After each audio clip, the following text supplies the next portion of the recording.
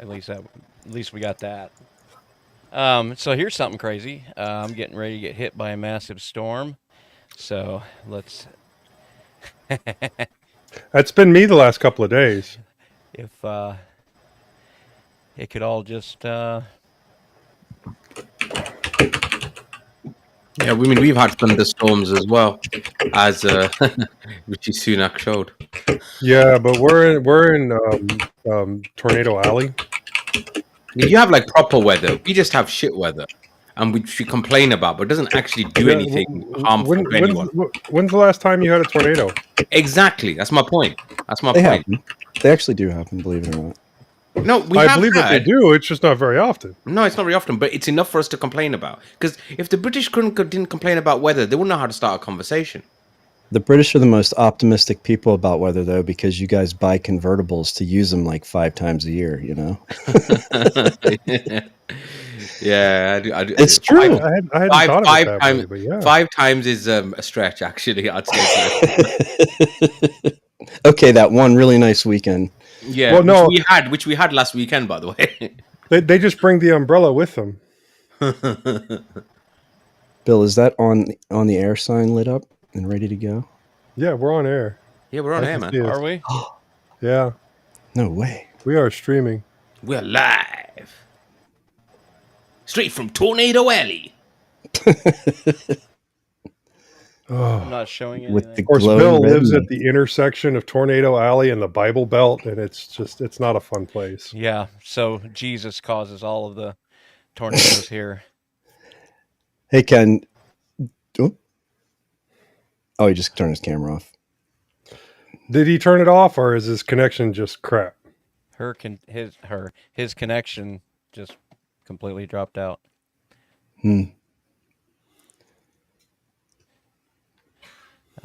Wow, 10 shows for me. Look out.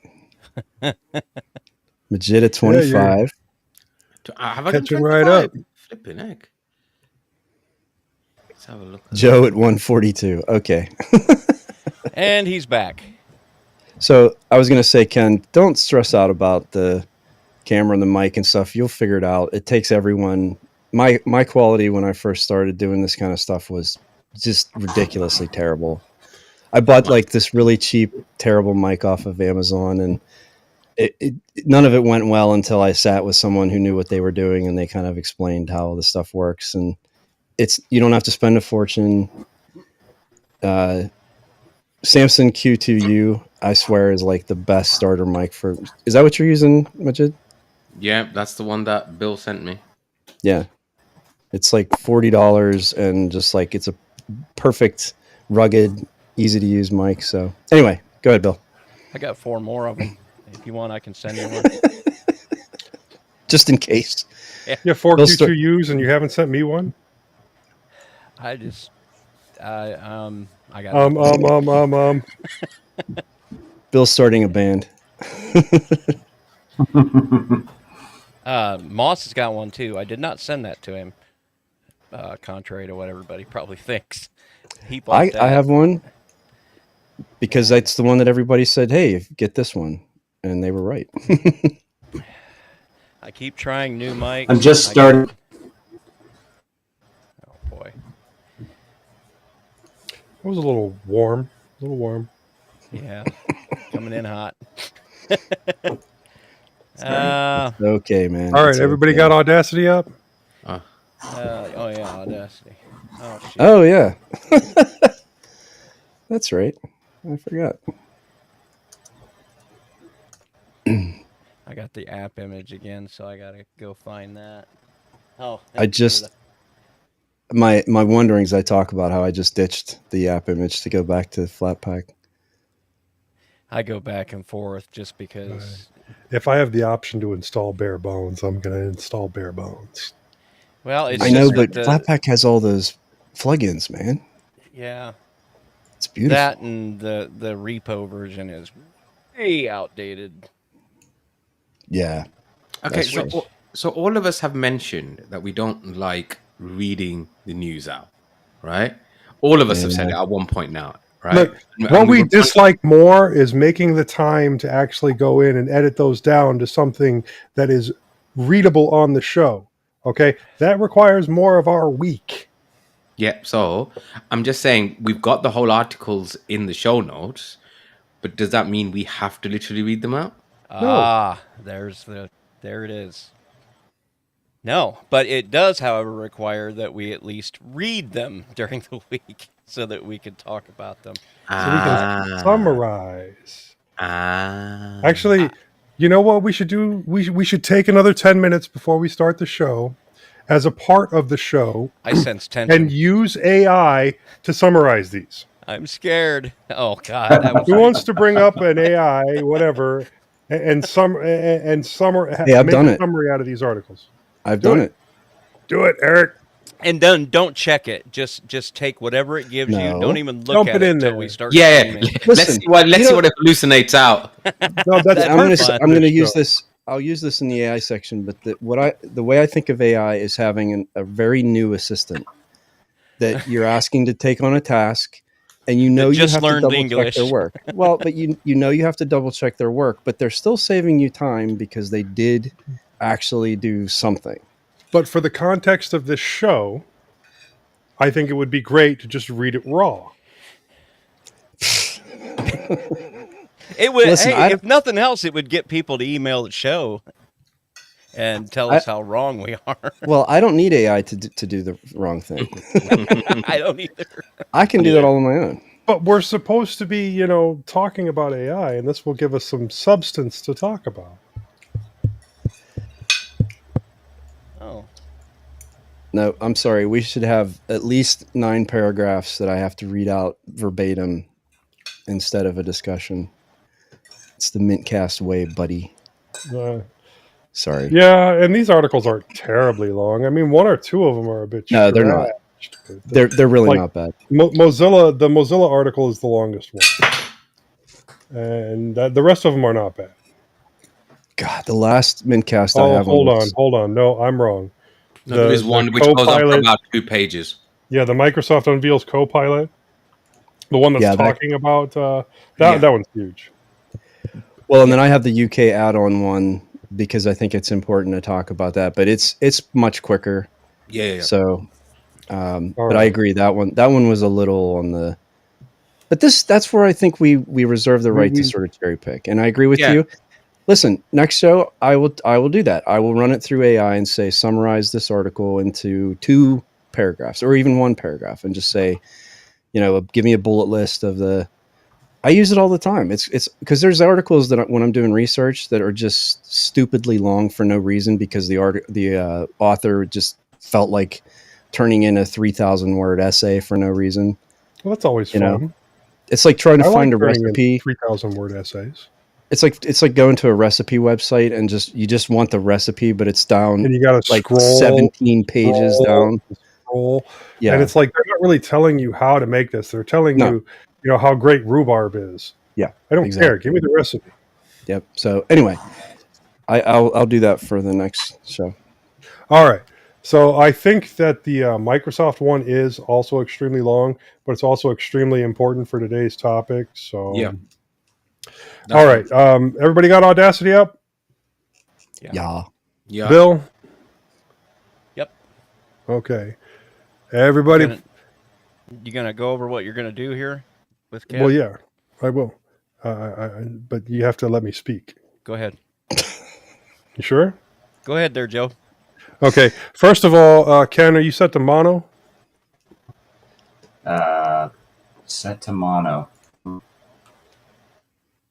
Yeah. There's 4 drop downs. On the third drop down, it says Recording channels. Yeah, recording channel, and you should be able to switch to number 1 mono instead of number 2 stereo, which is the default. Where we drop downs at are under audio Okay. setup, the big button. Audacity. Yeah. Okay, I'm sorry. I was looking at something, giving directions. Oh yeah, in Audacity. In Audacity, which drop down? Big button. The big button that says audio setup. sort of in the middle Oh, of the top gotcha. of the header. Yeah, gotcha. Then you drop down, and then it Recording says device recording channels, and then channels. go up Okay, to the top mono. where it says Gotcha. mono. Yep. Okay. Okay, and there will be more at the end. That's all I'm really worried about now, because your hertz rate, which is down on the bottom on the left, should be at 44,100. Oh, you do 44,100? I do That should be 48. what it's set at. Oh, okay. I do It should 48, but be. it doesn't. Yeah, I do 48 just because that's what video recorders set at by default. But it Oh, you doesn't want me to matter. switch mine? Yeah. Okay. All right then. Now what we're going to do is I'm going to say 3, 2, 1, record, and everybody's going to hit the record button, and then we're not going to talk for about 20 to 25 seconds, and that gives us a silence to work with, so that way they can do noise reduction later. Okay, got a quick question. How Okay. does it know what channel I'm recording? What do you Go mean? ahead, hit the little microphone button, Yeah, where it says Uh, start monitoring, click that.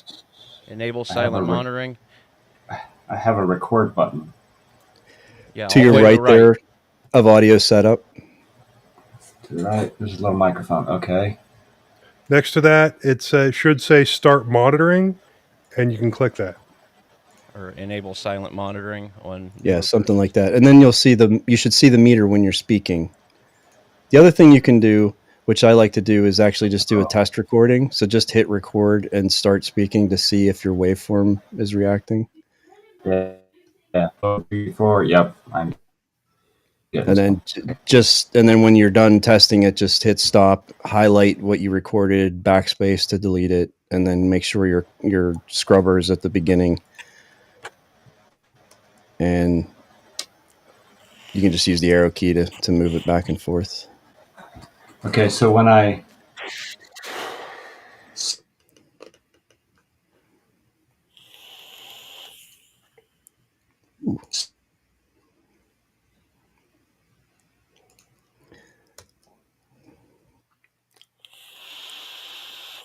Yeah, so we'll do the 3, 2, 1 record, and everybody hits record at the same time. And then and nobody speaks for 20, 30 seconds, and we just want to okay, get so when you background guys say level start, noise. just hit the big button. Yep, just hit the big red button, and you should see it start like having a line, like drawing a line across the area there. There shouldn't be any like waveform because it should be quiet, still but you hear me? might see a little bit of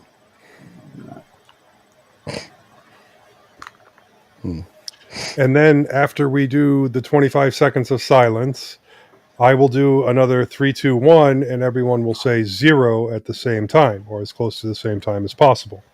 And that will allow us to line up the recordings later on. And then it will be over to Bill. And feel free to interrupt Bill anytime you want to. definitely.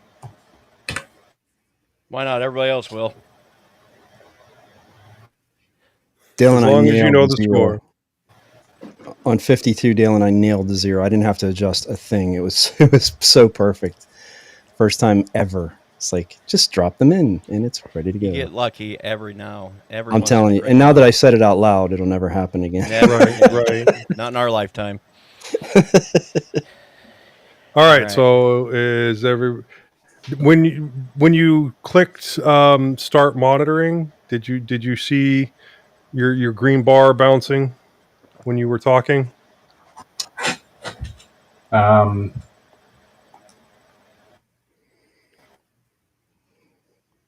let's see. You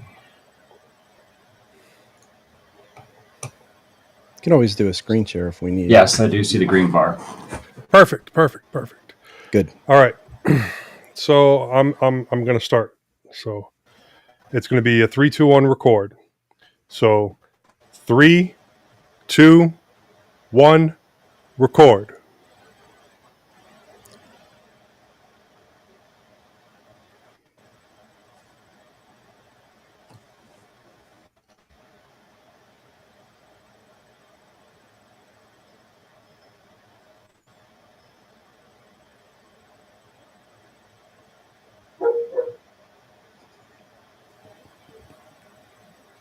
All right.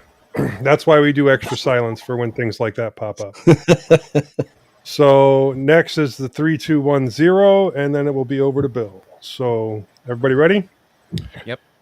3, 2, 1, 0. Zero.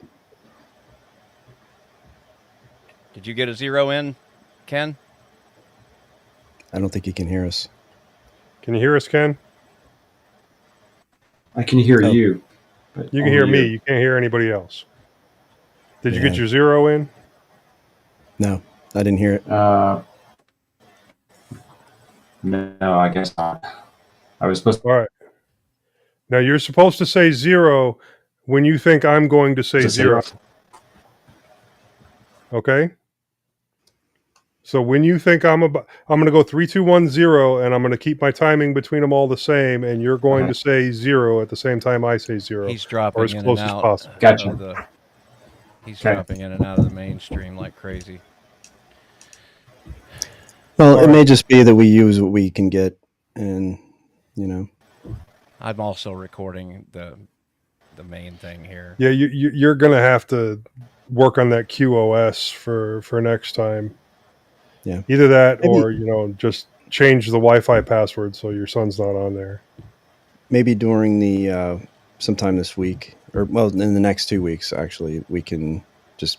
Hey, how about next Saturday, Ken? If you can make that stream, we can work on it at 3:00 next Saturday. Yeah. We can teach you I don't about know if QoS. you can hear us or not, but Well, But I some won't- routers allow you to do a media priority thing where Yeah. you can say this machine on That, the that LAN. that's what QoS is. Yeah. something keeps turning down my mic. Yeah, that's the automatic gain. You want me to Yeah, shut but it it off? couldn't be effective on The a only system. reason it's a problem, Bill, is it's killing my waveform on my side in Audacity. Okay. It's squishing it down into tiny. There you go. It's off. Okay, thank you, sir. Now you got to turn it way back up. Okay, can you hear me? No. Yeah, keep going. Turn it up. Test. There you Right go. there. No? Yeah, good. Yep. Yeah, right there. A B C D F G. I like that. Okay. That's good. All right. Over to Bill. Getting a lot of static from his. Oh wait, do we have to do another 3-2-1-0? I think we do. Probably, yeah. Got me sidetracked, Bill. God, it's all your fault. Yeah, I'm just gonna compare it. I to can the, still only hear you talking. Is that normal? No, you should be able to hear all of us. Yeah. I don't hear all of you. I just hear you. Okay, so Majid, say something. Something. Did you hear Majid? Nope. Eric, say something. Something. I can't even get at his controls to turn down his resolution even more. His signal is so poor. Turn off his camera. I can't get to his controls. Turn off my camera. Yeah, turn off your camera. But stay, yeah. Yeah. Can you hear everybody else now? Hello, audio. 1, 2, 3. Nope. Nope. Just you. All right, disconnect It's like and I'm in reconnect. a. Disconnect and reconnect with your camera off, and let's see if that fixes things. Yeah, that might help. Okay. Yeah. I couldn't get a good enough signal to change his settings again. Yeah, his Wi-Fi is really struggling. The problem is when it's like that, it's not just that it's slow, it's also dropping packets. Yeah. And so, you're just getting a terrible signal. All right, someone other than me say something. Audio. Can you hear me, Ken? Check. Yeah, so I'm talking as well. Can you hear me? Review now. He Can cut you out guys a hear little. me? I can hear you, yeah. Yeah, I can we hear, can you. hear It's you. very. It's not the best sound in the world, though. It's kind of cutting out a little, but we're going to get what we can get from this. I think leaving your camera off should help a little bit. But your Audacity should be fine no matter what, which is another Right. reason we use the He dropped Audacity. completely out. Yeah. There. You know what? It just might be that he can't do it, and then we'll have to work with him Can you not next. game for an hour or so? You're hogging my bandwidth.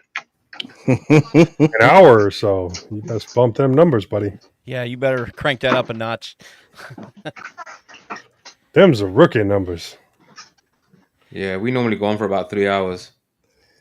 Well, at this Today point, we're looking at like 3.5. Yeah. You know what?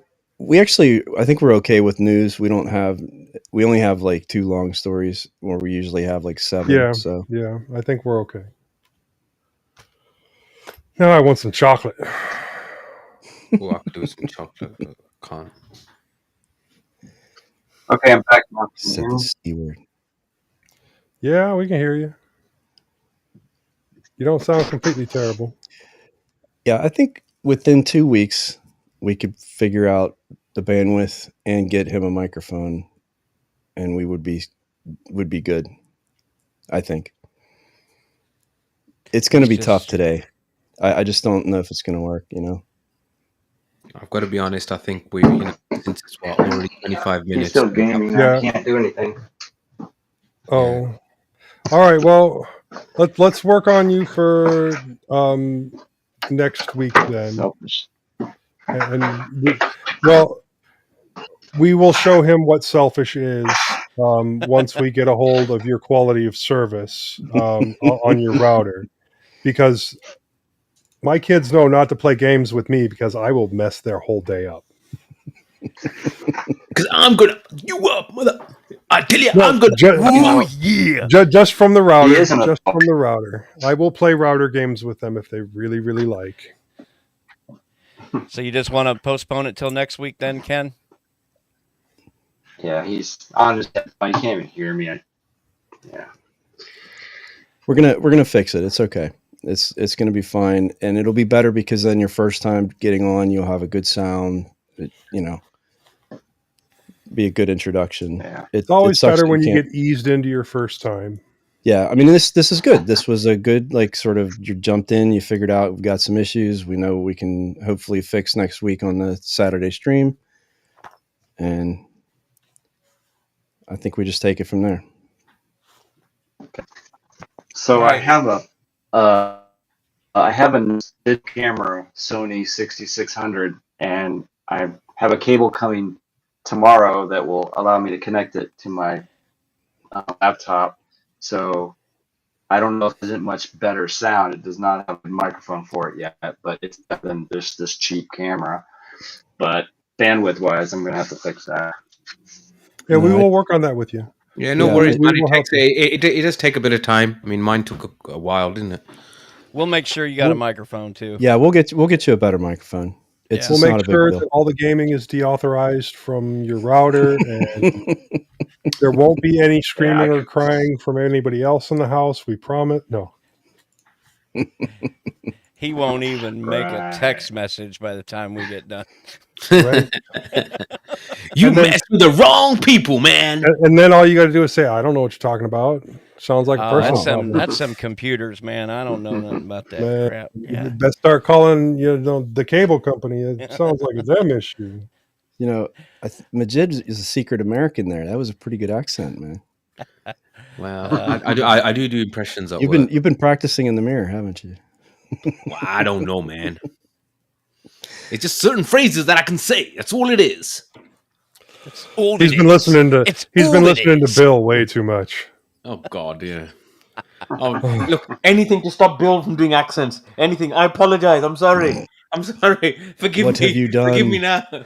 What have you done? You want the Indian or the British? Oh, No, he wants the NASCAR. Or He wants the NASCAR. yeah, act. NASCAR. Do the NASCAR. Hey, I tell you what, man.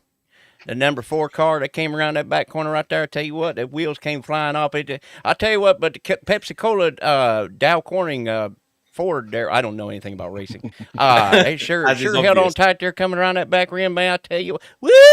It's fun. I don't see him or hear him. Yeah. Yeah. All right, Ken, let's go ahead and do it next week then. We got to get the show rolling. Yep. I'm sorry, I hate to put you out, but the All right, show we must got go everybody on, else as they say. zeroed, so over to you, Bill. I was gonna say. Yeah. It's gonna be. It's about. That was about 10 minutes ago, though. Yeah, we can do it again. Yeah, Ken, I don't know if you could hear everybody else, but we're going to have you just jump on next week's Saturday show, and we will get all your issues ironed out then. And then on the following Sunday on your interview show, that will be your time to shine. We'll get someone to send you a proper mic and move on from there. Translation: whenever Okay, well, anybody I says could probably someone, have some time.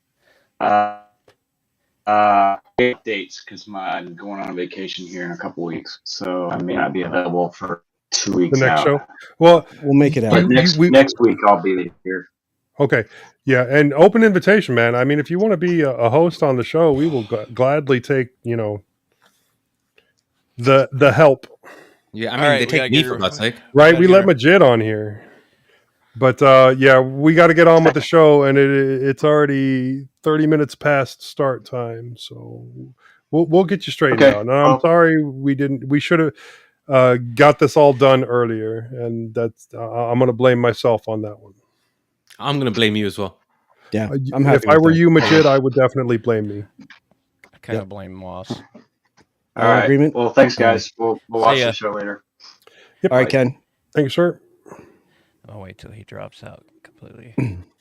Do you want to do another 3, 2, 1, or I mean, do you? I would assume you'd want to. At Yeah. This point. Yeah, I thought we should we Another just good start starting again? point. Yeah. I mean, hell, if you just want to stop the recording and start over at this point, we can do Yeah. yeah, let's That's do what I was that. thinking. all of it. right. Because he Stop had a lot the of recording. hissing too, which Yeah. we won't have.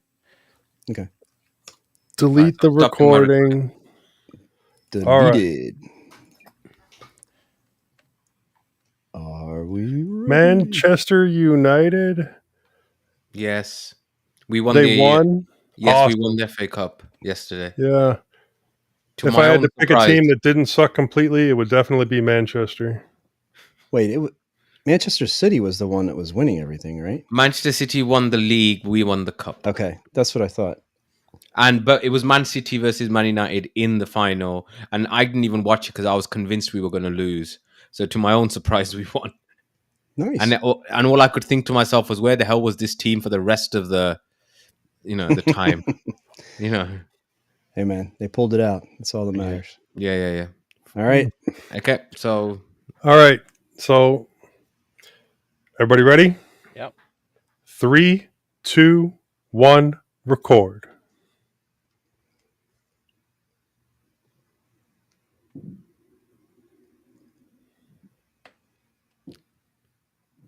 hold on 1 second, lads. My Audacity's died. Shit. What happened here? All right. Stop the recording. Sorry. Delete it again. I'm sorry, guys. This level of unprofessionalism, I can't take it anymore. Sometimes I think the universe tries to tell us. Okay, you know. Mr. Goldblum. All right. Okay, let's try this again then. Sorry. All right. 3, 2, 1, record.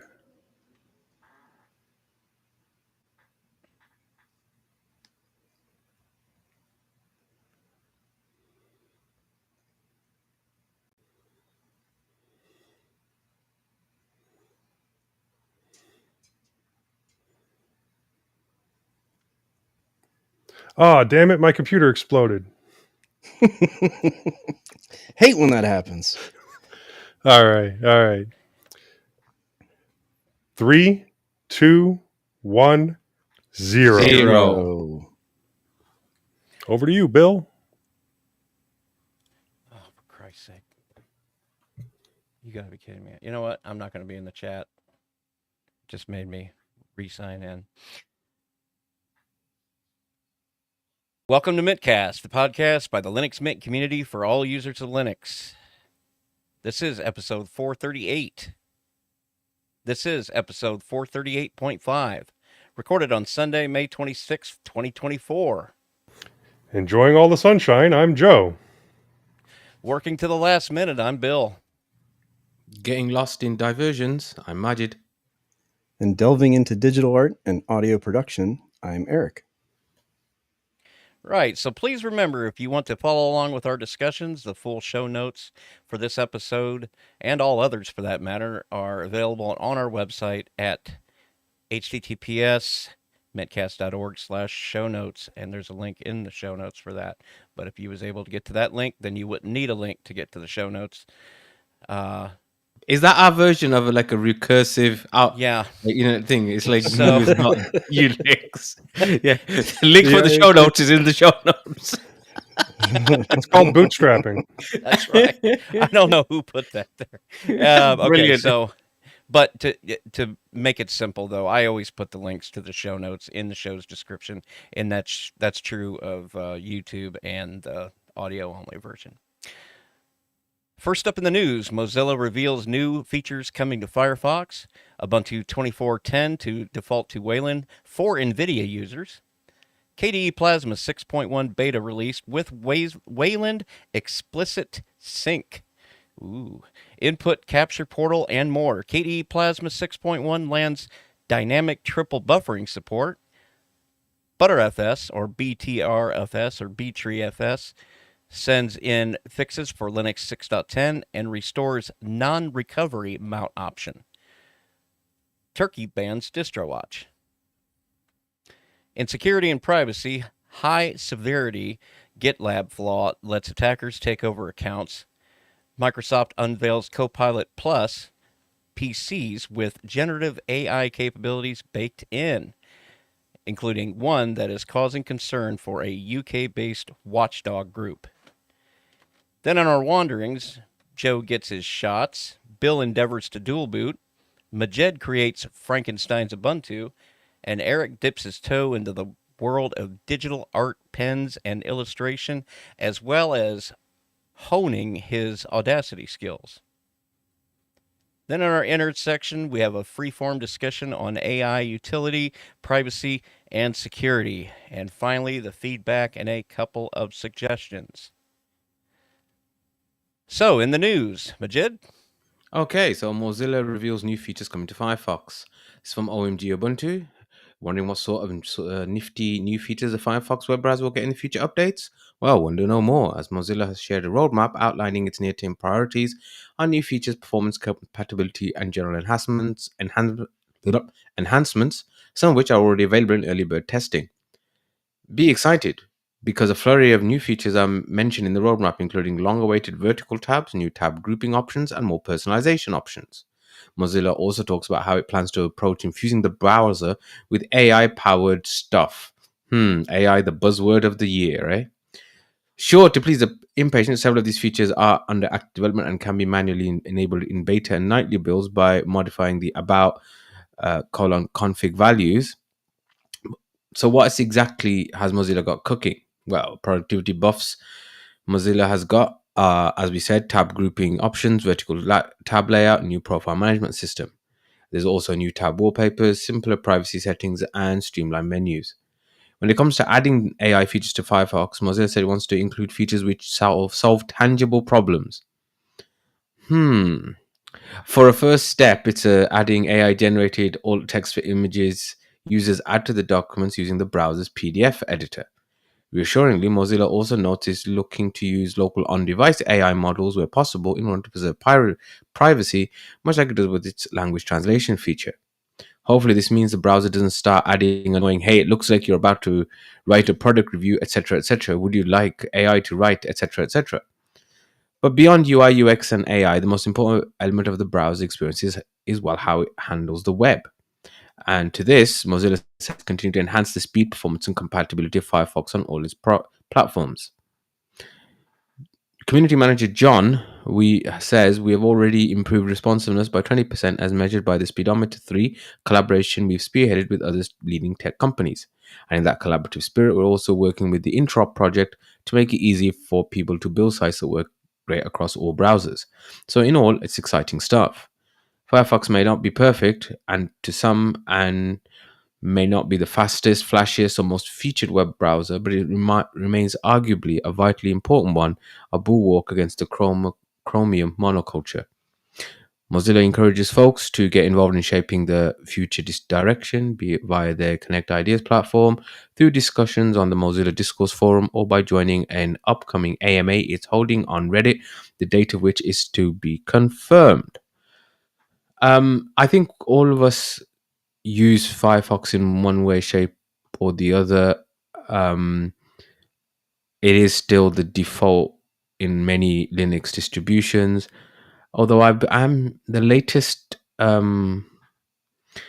usage figures put it down to as much as only 3% of the browser share market, which is really disappointing. Really, um, I do worry a little bit about them jumping on the AI bandwagon. But having said that, I do find it interesting that they also said that they wanted AI to solve tangible problems, because as we've noticed, as many people have noticed, AI seems to be a solution in search of a problem at the moment.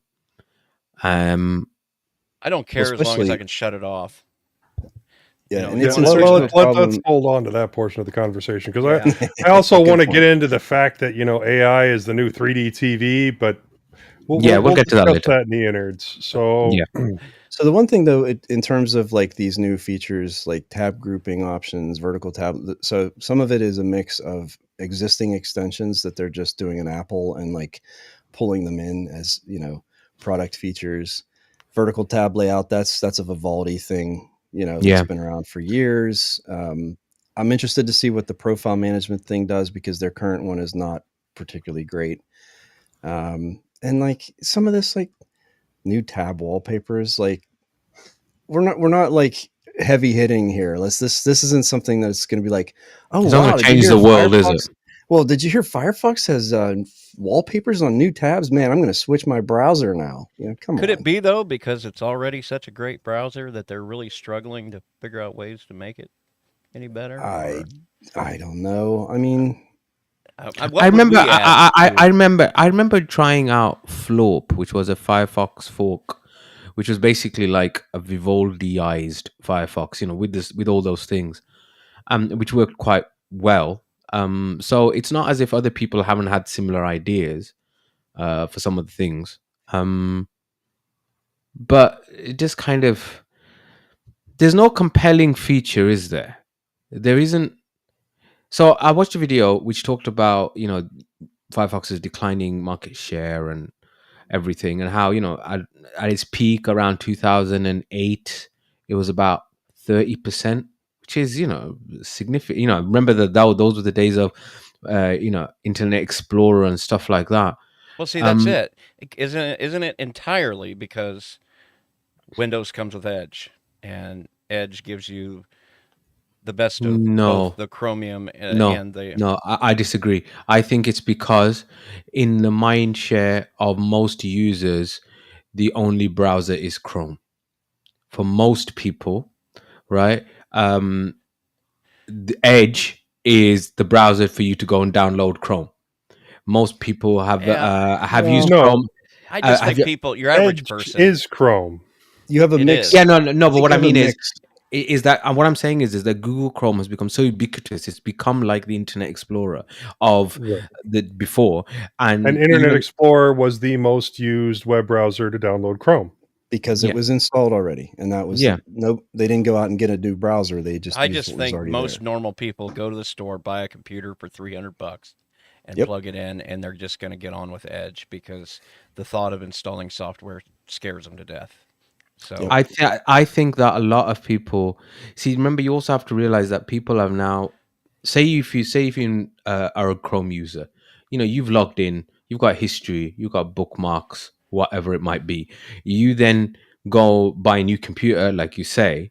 You don't know how you're going to transfer all those, so you just download Chrome and sign in, and then suddenly it's all there again.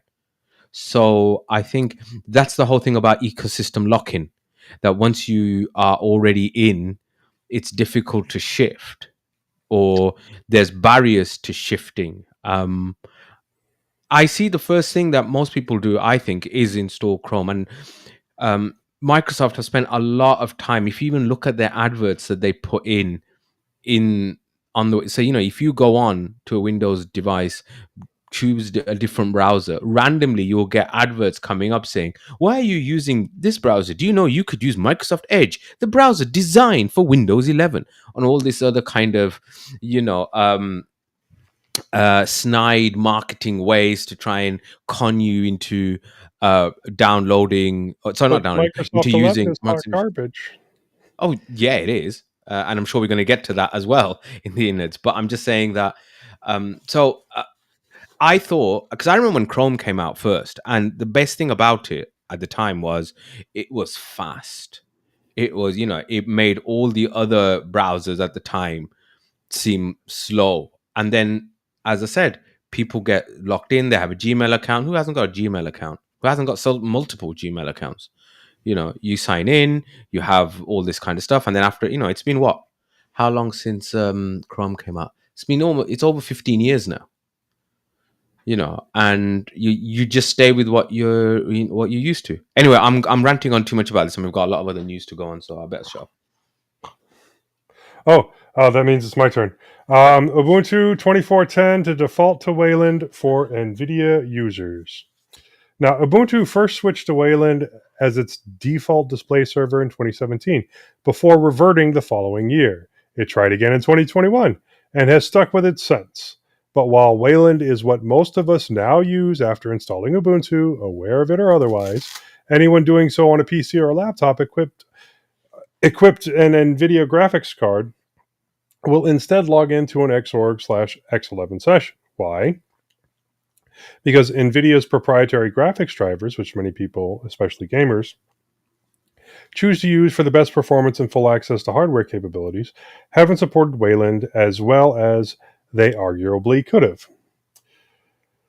Past tense there, since the situation has changed during the past few years. NVIDIA has warmed up to Wayland, partly as it had no choice, given the display server tech is now the de facto standard in most Linux distros, partly because it wants to. Opportunities ahoy. So with the NVIDIA plus Wayland Sitch in a better, not perfect state, Canonical's engineers say they feel confident enough in the experience to make the Ubuntu Wayland session default for all NVIDIA graphics card users in Ubuntu 24.10, with some exception. There are still a few known issues with this combination, and due to the heavy use of Ubuntu Desktop in AI, ML, VFX, and other industries, we concluded that it was too early to make the switch in Ubuntu 24.04 LTS. The interim engineering director for Ubuntu Desktop says, given that interim, aka short term, Ubuntu releases are designed to function as a testbed for substantive changes angled for inclusion in future long-term support releases, the sooner the switch happens, the sooner real-world testing, fixing, etc. can take place. Not that anyone need wait for the Ubuntu 24.10 release to use Wayland on NVIDIA. All supported versions of Ubuntu can run Wayland on NVIDIA, but important, depending on which release and which NVIDIA driver versions is in use.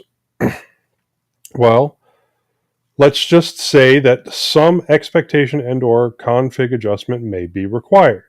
Still, this is a deeply exciting development and may help Ubuntu follow in the steps of other distros in choosing to drop Xorg X11 from its ISO, though maybe not from the archive just yet. Bunts? I will say that this was from OMG Ubuntu. They need to work on their editing. Well, I mean, it's basically a Joey Man show, isn't it?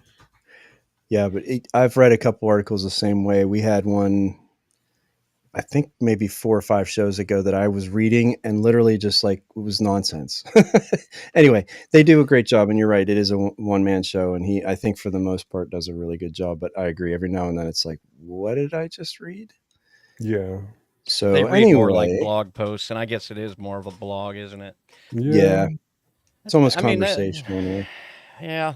I think it kind of even goes to the point we were trying to make earlier with a potential new way that we want to do our news, where we discuss articles rather than reading them out, because I think... Well, we still need a base to start the conversation on, which is reading out a summary of the article. Well, yeah. So otherwise we're just, random topic. Well, we can do that in our own words, if we've read the article. It requires of us to read this stuff, in the weeks prior. Gosh sakes, we ought to be able to do that. Well, I think we'll get there. Honestly, I think we can transition to that. Bill, you and I have talked about like Yeah. we are sort of moving away from a more traditional verbatim sort of reading out something from a script to we're going to try to make it a little more analytical and conversational. You know, just because I think that's why someone would listen to a show like this more so than, I mean, anyone can go and read the story themselves. So unless Yeah. they just happen to like our voice or something, I think it's Well, much I more mean, about. I do think it's because people just love hearing the sound of my voice. That's what it is, really, Eric. I know Well, I do. That's the main thing about listen, mintCast, honestly. why do you think I'm here? You know, I was listening to this podcast and I had to get myself on because of Majid. I mean, Yeah, I Yeah. mean, it's just my sultry tones are just exactly what's required.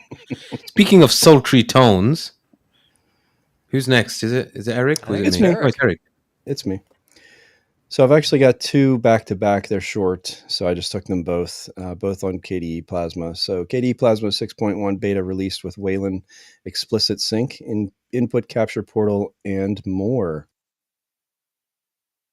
So this is from Phronix. The beta release of Plasma 6.1 is now available for testing over the US holiday weekend. KDE Plasma 6.1 delivers on Wayland explicit sync support, adaptive sync VRR fixes, continued HDR progress, and being merged just at the last minute today ahead of the code branching was KDE dynamic triple buffering.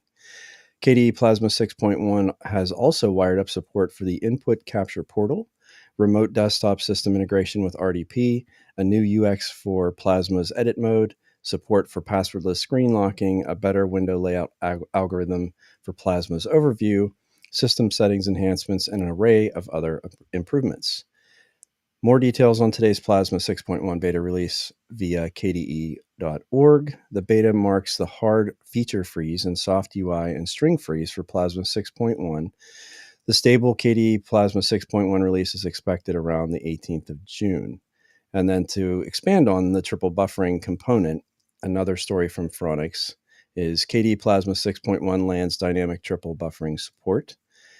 The 4-month-old KWin merge request by Xaver Hugel to allow for triple buffering has been merged and just in time for the Plasma 6.1 code branching.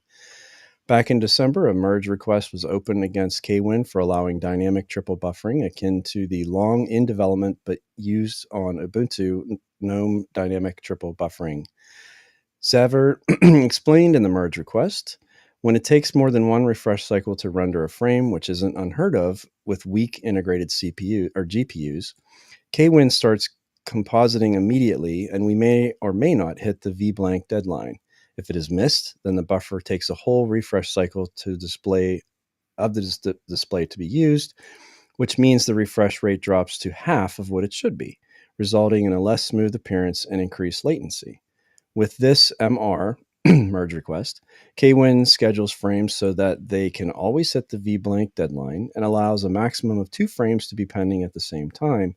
This means that if the GPU can't keep up, latency will be increased just as much as is needed instead of almost one entire additional frame of latency and the halved refresh rate. Immediately prior to the Plasma 6.1 branching, it was merged. Plasma 6.1 is expected to be out in June with this dynamic triple buffering and many other refinements to the Plasma 6 desktop. And I know at least one or two people who are gamers that will be very happy to hear this because I know that they've had some issues with frame rates and things like that.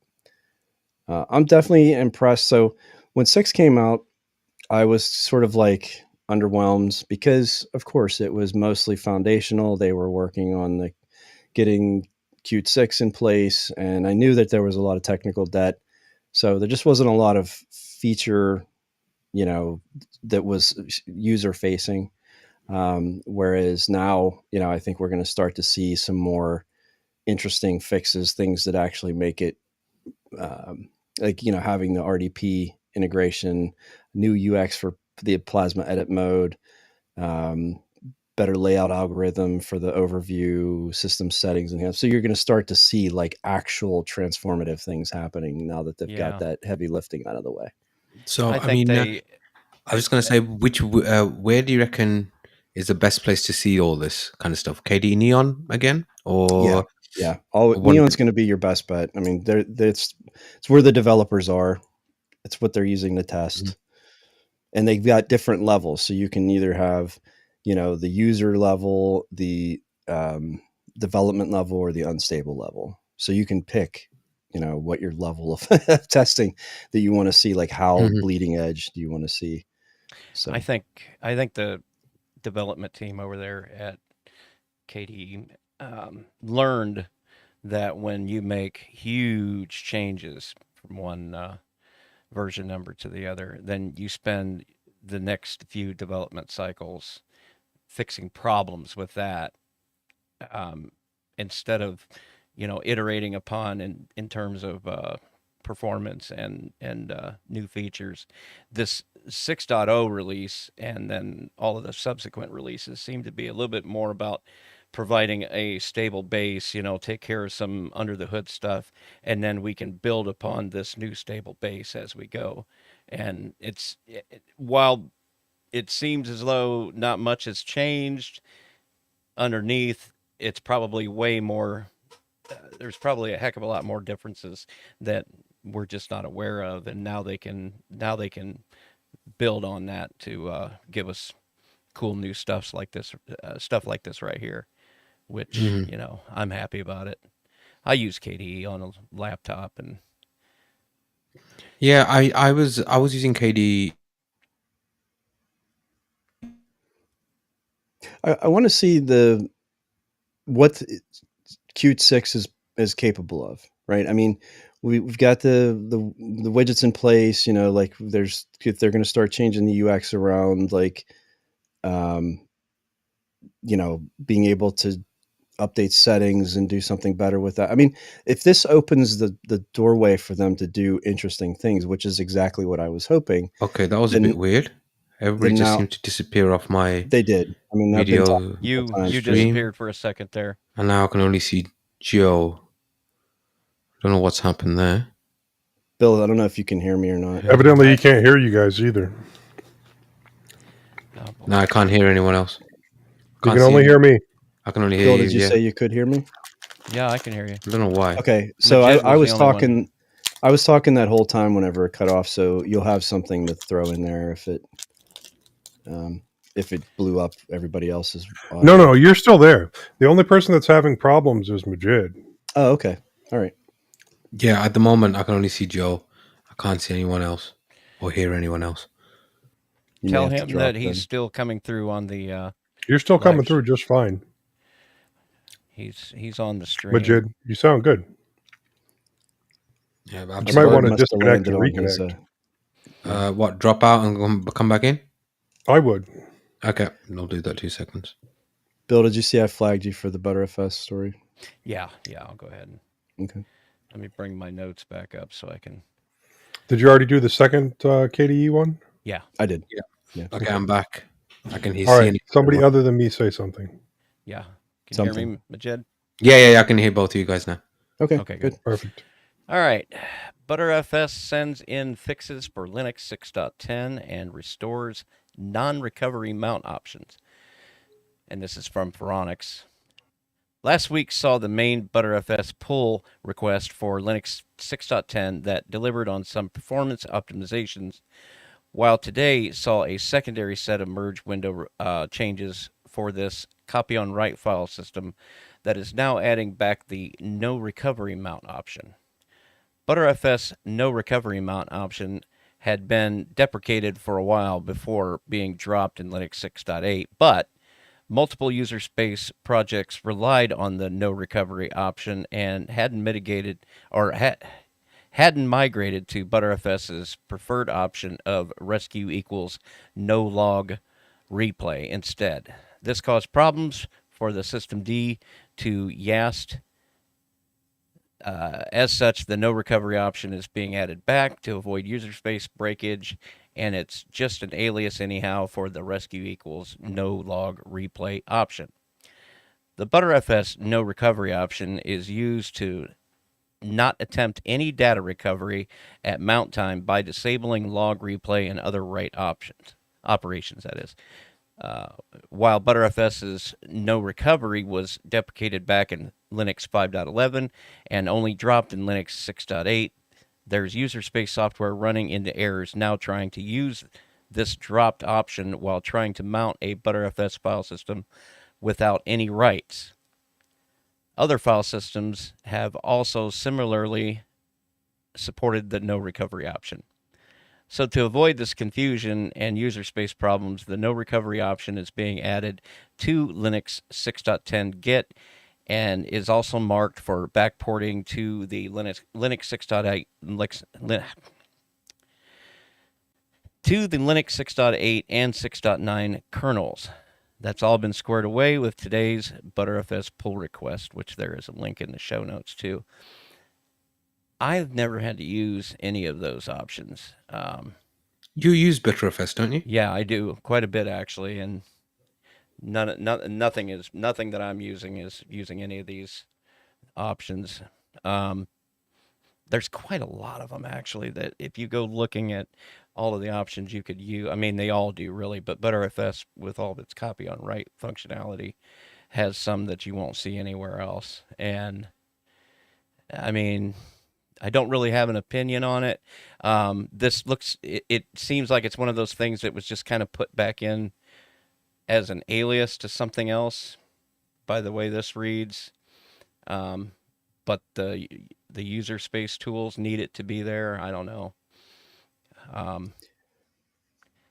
We talk about distros and what's the value of a distro, especially whenever you have all these third-party software sources, and like it's not as important to have the packages and the repos and things like that. This is exactly the type of thing that I rely on a distro to get right for me, because I don't know enough about Btrfs to use it as a layman.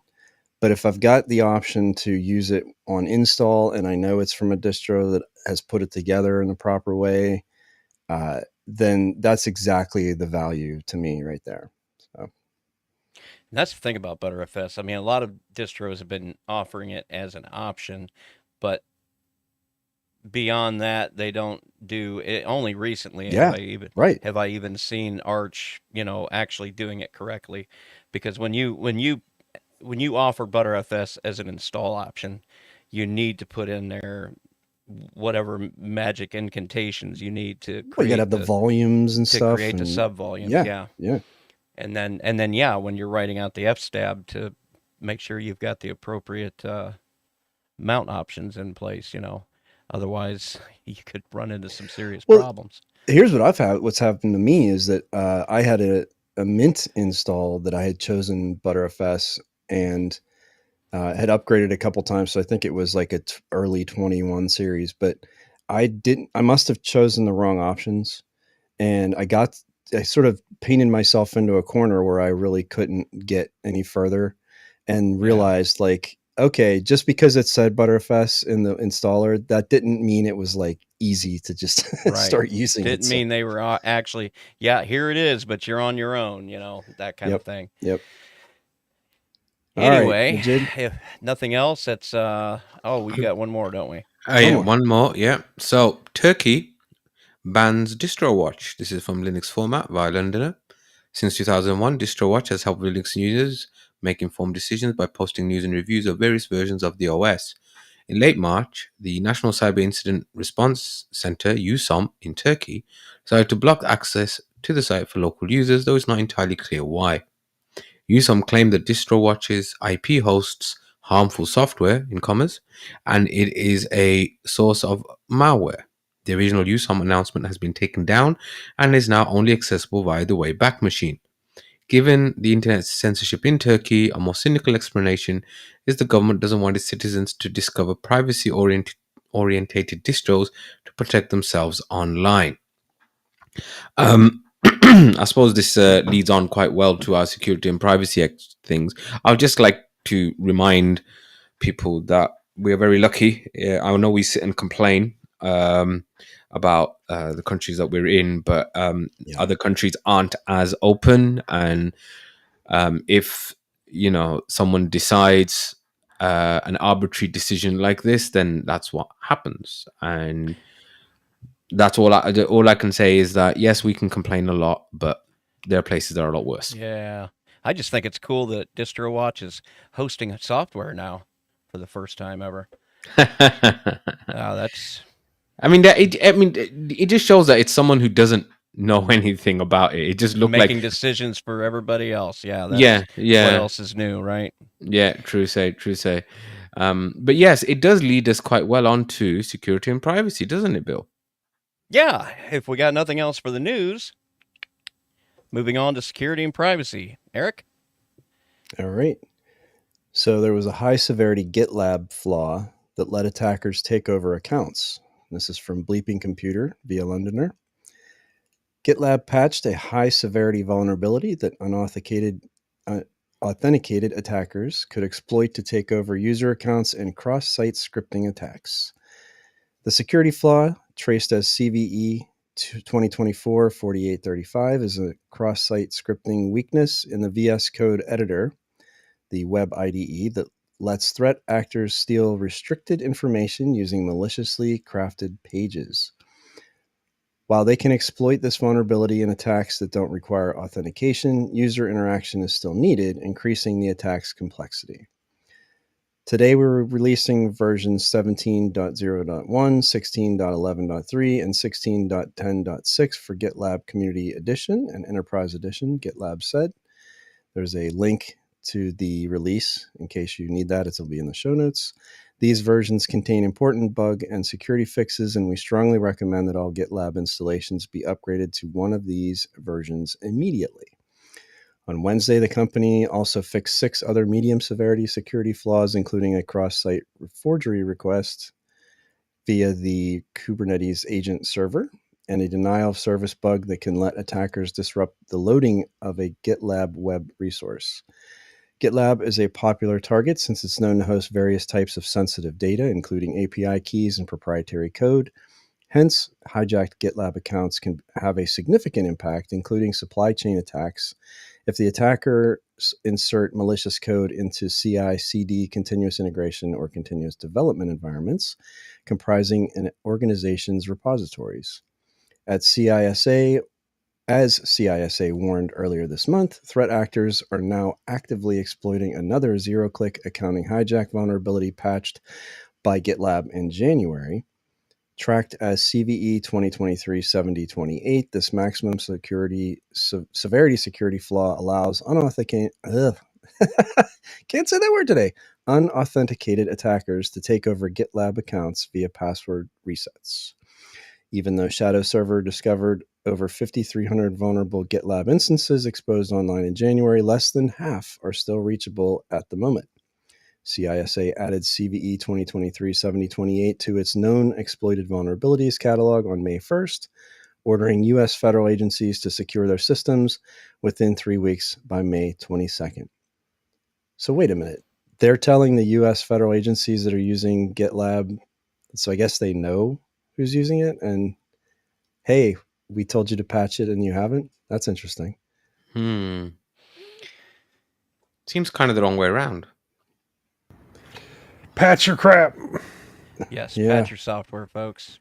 Yeah, That seriously. I means mean, how many instances? What was that?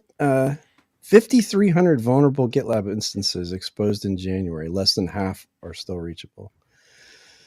Oh, goodness.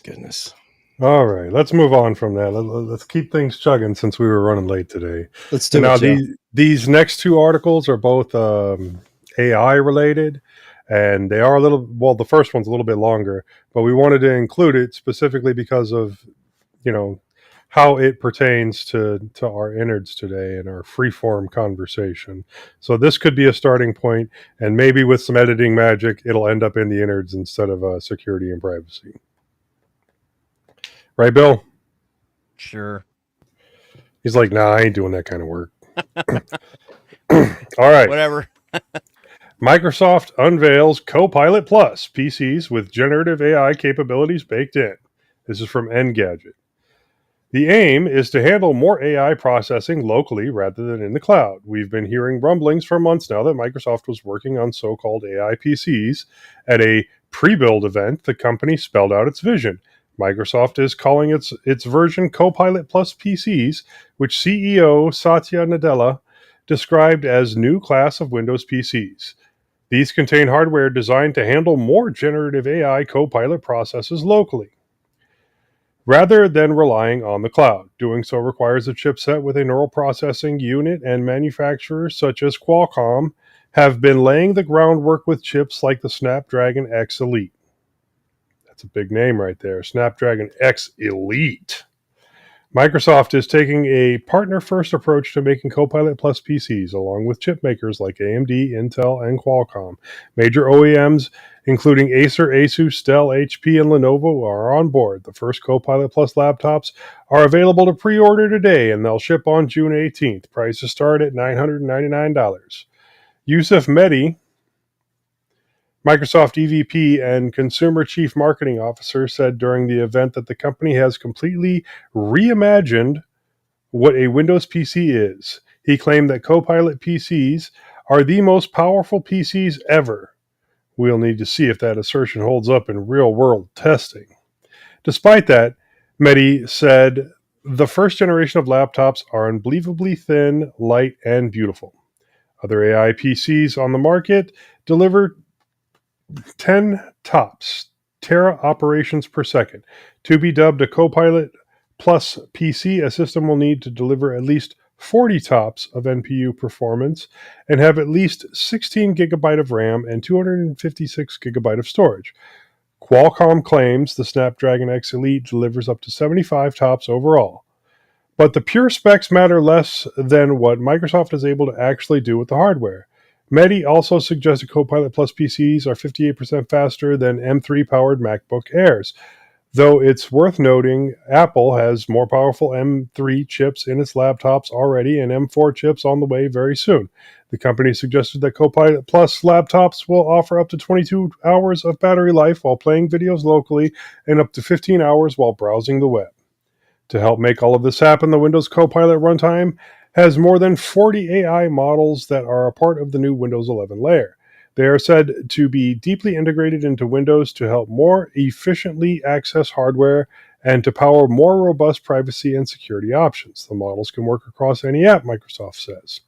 As far as the Windows features go, one aspect of Copilot Plus PCs is something that's been rumored for a while. It's called Recall, and you can think of it as a more advanced version of the timeline feature from Windows 10. You'll be able to use natural language prompts to get your PC to resurface information based on what you remember about it. You'll be able to scroll through apps, documents, and messages on an explorable timeline. According to Mehdi, Microsoft built Recall with responsible AI standards in mind. Data from it will stay on your PC, and it won't be used to train Microsoft AI models. Bullshit. Additionally, you'll be able to restore old snaps in Windows Photos using a tool called Super Resolution. In addition, the app will offer an option to tell a story based on your photos with the help of an AI narrator. Live Captions, meanwhile, will offer real-time captioning and translations into English from more than 40 languages, with more to come, from both live and pre-recorded video. Microsoft now has its own upscaling tech, akin to NVIDIA's DLSS, for games too. It's called Auto Super Resolution, and it's said to use AI to upscale the resolution of graphics and improve refresh rates in real time without impacting performance. There's also a new Copilot app that you can use as a standalone window, sidebar, or in full screen. You'll be able to drag and drop elements into Copilot from elsewhere in Windows. Thanks to the new Copilot key on keyboards, you'll be able to fire up the app with the touch of a physical button. Copilot will eventually be able to let you adjust Windows settings too. Given that the Qualcomm uses ARM architecture, it's perhaps little surprise that Microsoft has rebuilt Windows 11 for ARM-based chips. Microsoft has been trying to make ARM-based Windows PCs a thing for some time with mixed results. We had major reservations about the ARM-powered Surface Pro 9 a couple of years ago, but perhaps the company has finally cracked that nut this time around. To help with that, Microsoft has developed an emulator called Prism that is said to be as efficient as Apple's Rosetta 2. The aims to help users run legacy x86, x64 apps without a hitch. Major apps such as Zoom, Chrome, Spotify, and Photoshop will run natively on ARM-based Windows.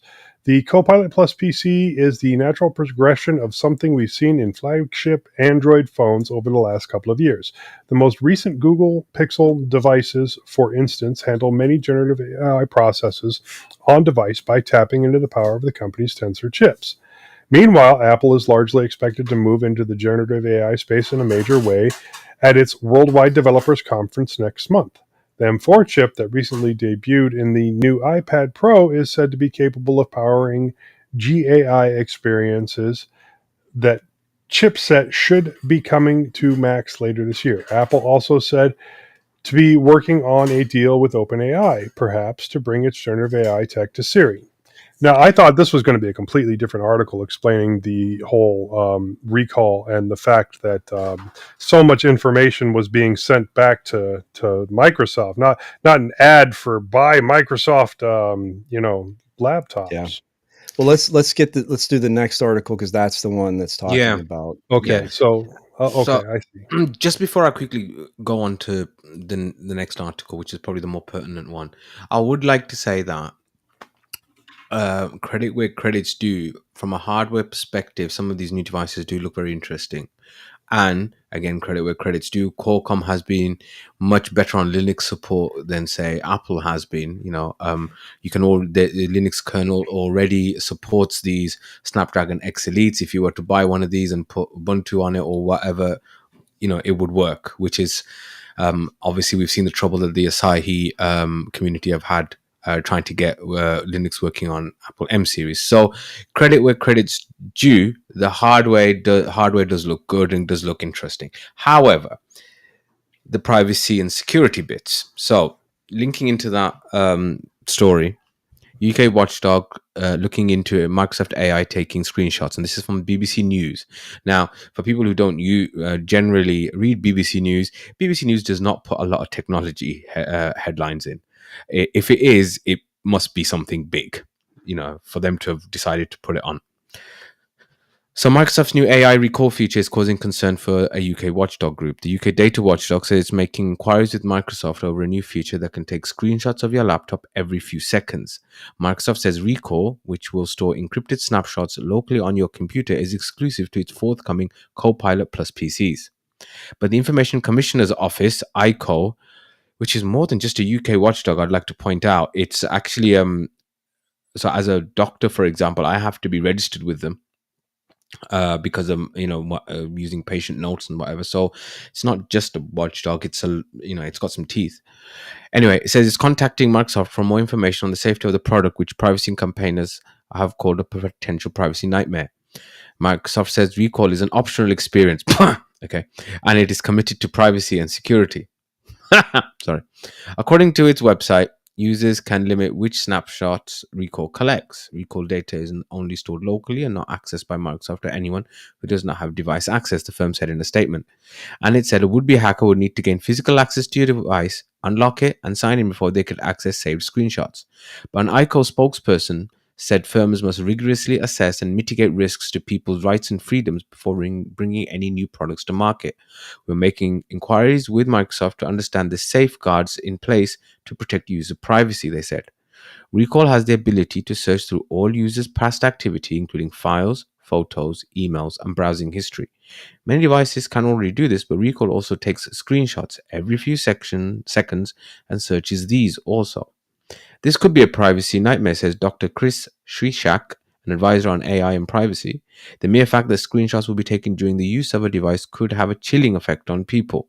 I'll have a bit more of an effect, to be fair. Microsoft says it built privacy into Recall's design. Oh, really? Come on. From the beginning, and users will have control over what is captured. For example, users can opt out of capturing certain websites, and private browsing on Microsoft's own Edge browser will not be captured. People might avoid visiting certain websites and accessing documents, especially confidential documents, when Microsoft is taking screenshots every few seconds, said Dr. Shishak. And Daniel Tozer, data and privacy expert at Keystone Law, said the system reminded him of a dystopian Netflix program, Black Mirror. Microsoft will need a lawful basis to record and redisplay the user's personal information, he said. There may well be information on the screen which is proprietary or confidential to the user's employer. Will the business be happy for Microsoft to be recording this? And he asked how consent would work for people appearing on the screen of a video call or photo. Are they going to be given the choice as to whether to consent to that? User and access controls will be a key issue on which Microsoft will doubtless be focusing, he said. Meanwhile, Jen Coltrider, who leads the privacy team at Mozilla, yay, Mozilla got on the BBC, suggested the plans meant someone who knew your password could now access your history in more detail. This includes law enforcement court orders, or even for Microsoft if they change their mind about keeping all this content local and not using it for targeted advertising or training their AIs down the line. According to Microsoft, Recall will not moderate or remove information from screenshots which contain passwords or financial account information. That data may be in snapshots that are stored on your device, especially when sites do not follow standard internet protocols like cloaking password entry, said Mrs. Coltrider. I wouldn't want to use a computer running Recall to do anything I wouldn't do in front of a busload of strangers. That means no more logging into financial accounts, looking up sensitive health information, asking embarrassing questions, or even looking up information about a domestic violence shelter, reproductive health clinic, or immigration lawyer. So there is a lot to unpack and a lot to discuss. This is frightening. There's not Yeah. enough hours in the day. Okay, I don't know how many times it's been discussed in the past where even when you opt out of sending metrics still get sent. Yeah, So exactly. even if And how many Recall isn't, and how many people, sorry to interrupt you, but how many people, when those consent things come up, actually take the time to read what it is and make an informed decision? Next. Next. Well, so- Exactly. of course, So I we- agree because I have to if I want to install this. Blah blah blah blah blah. Right, Yeah. right, yeah. Well, so we now read the Watchdogs group saying, wait a minute, this doesn't sound as good as this marketing fluff that we heard in the previous article. Yeah. And if you go back and reference the previous article, they start talking about, oh, well, you'll be able to use natural language prompts. And that means that all of those screenshots are going to get OCR'd for any text whatsoever, probably any kind of handwriting recognition. All of the images that might be there, they're going to be able to pull faces out of there to know who is who. This is some scary stuff, man. But do do not you like think this. this will be enough to get people to start? No, absolutely Giving- not. No, People don't because care. you know why? Yes Because and they no. will love it. They'll love it. Yes. They'll love No. the Yeah, fact how that they easy can. it makes Look, things. Yeah. I Yep. wouldn't be surprised if 3/4 of the people on the planet don't even know what operating system they're using. Oh Yeah.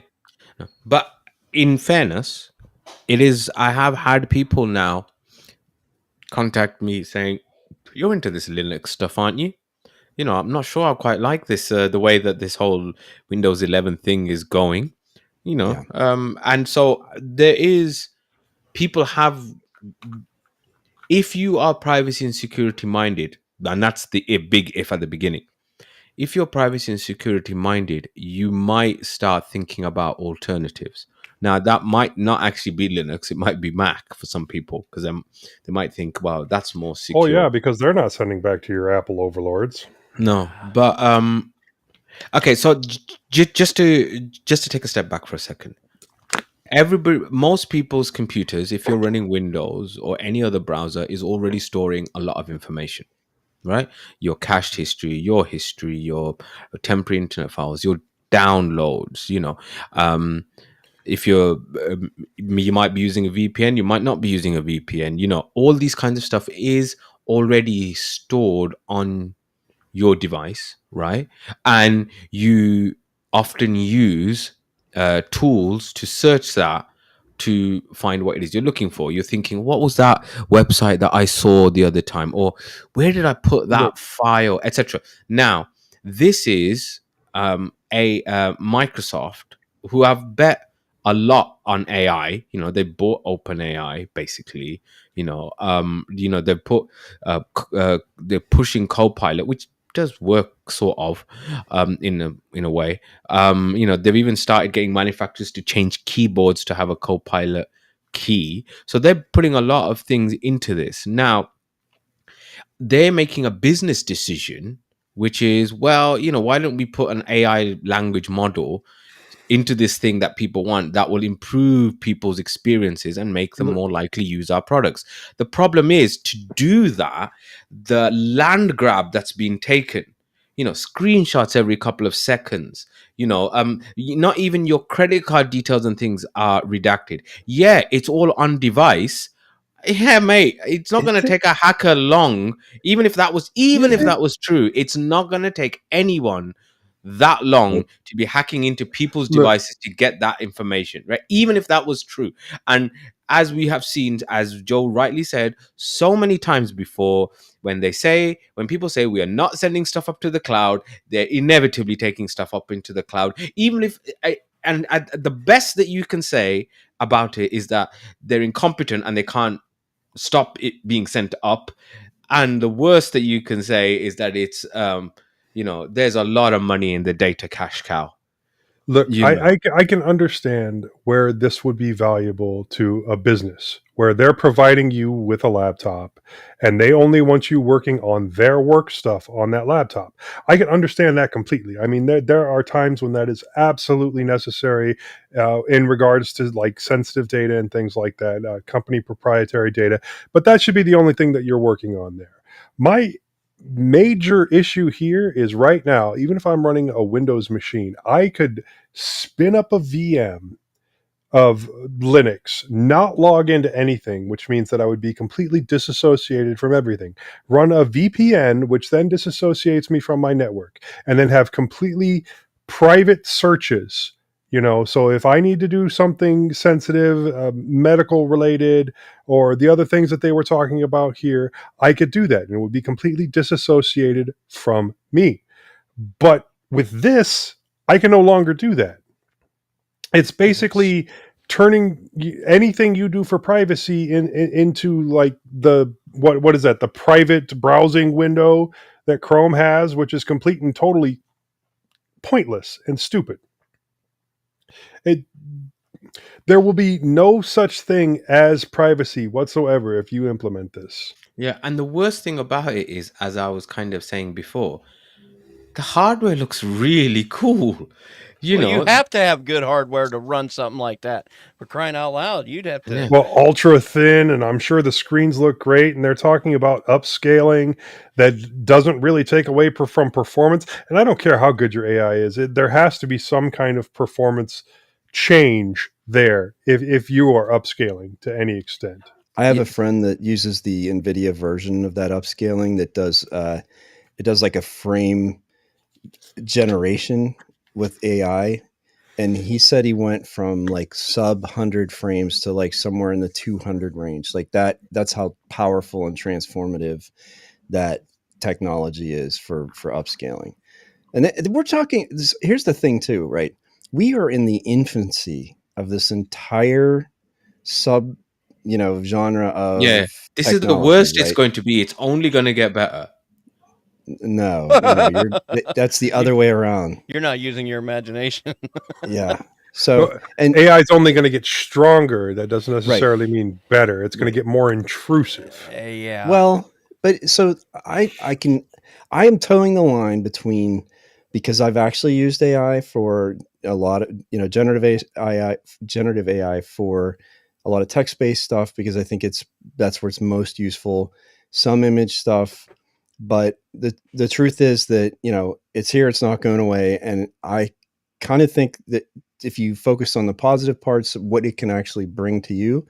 So let's say there's a system that has these co-processors that allows for more, efficient AI, and you can run it locally. So I have a Pixel. It has a Tensor chip. I love that I can edit my photos and do all of the sort of AI stuff that it can do. The voice recognition is so much better on this than any phone I've ever had. So there is definitely an advantage to that.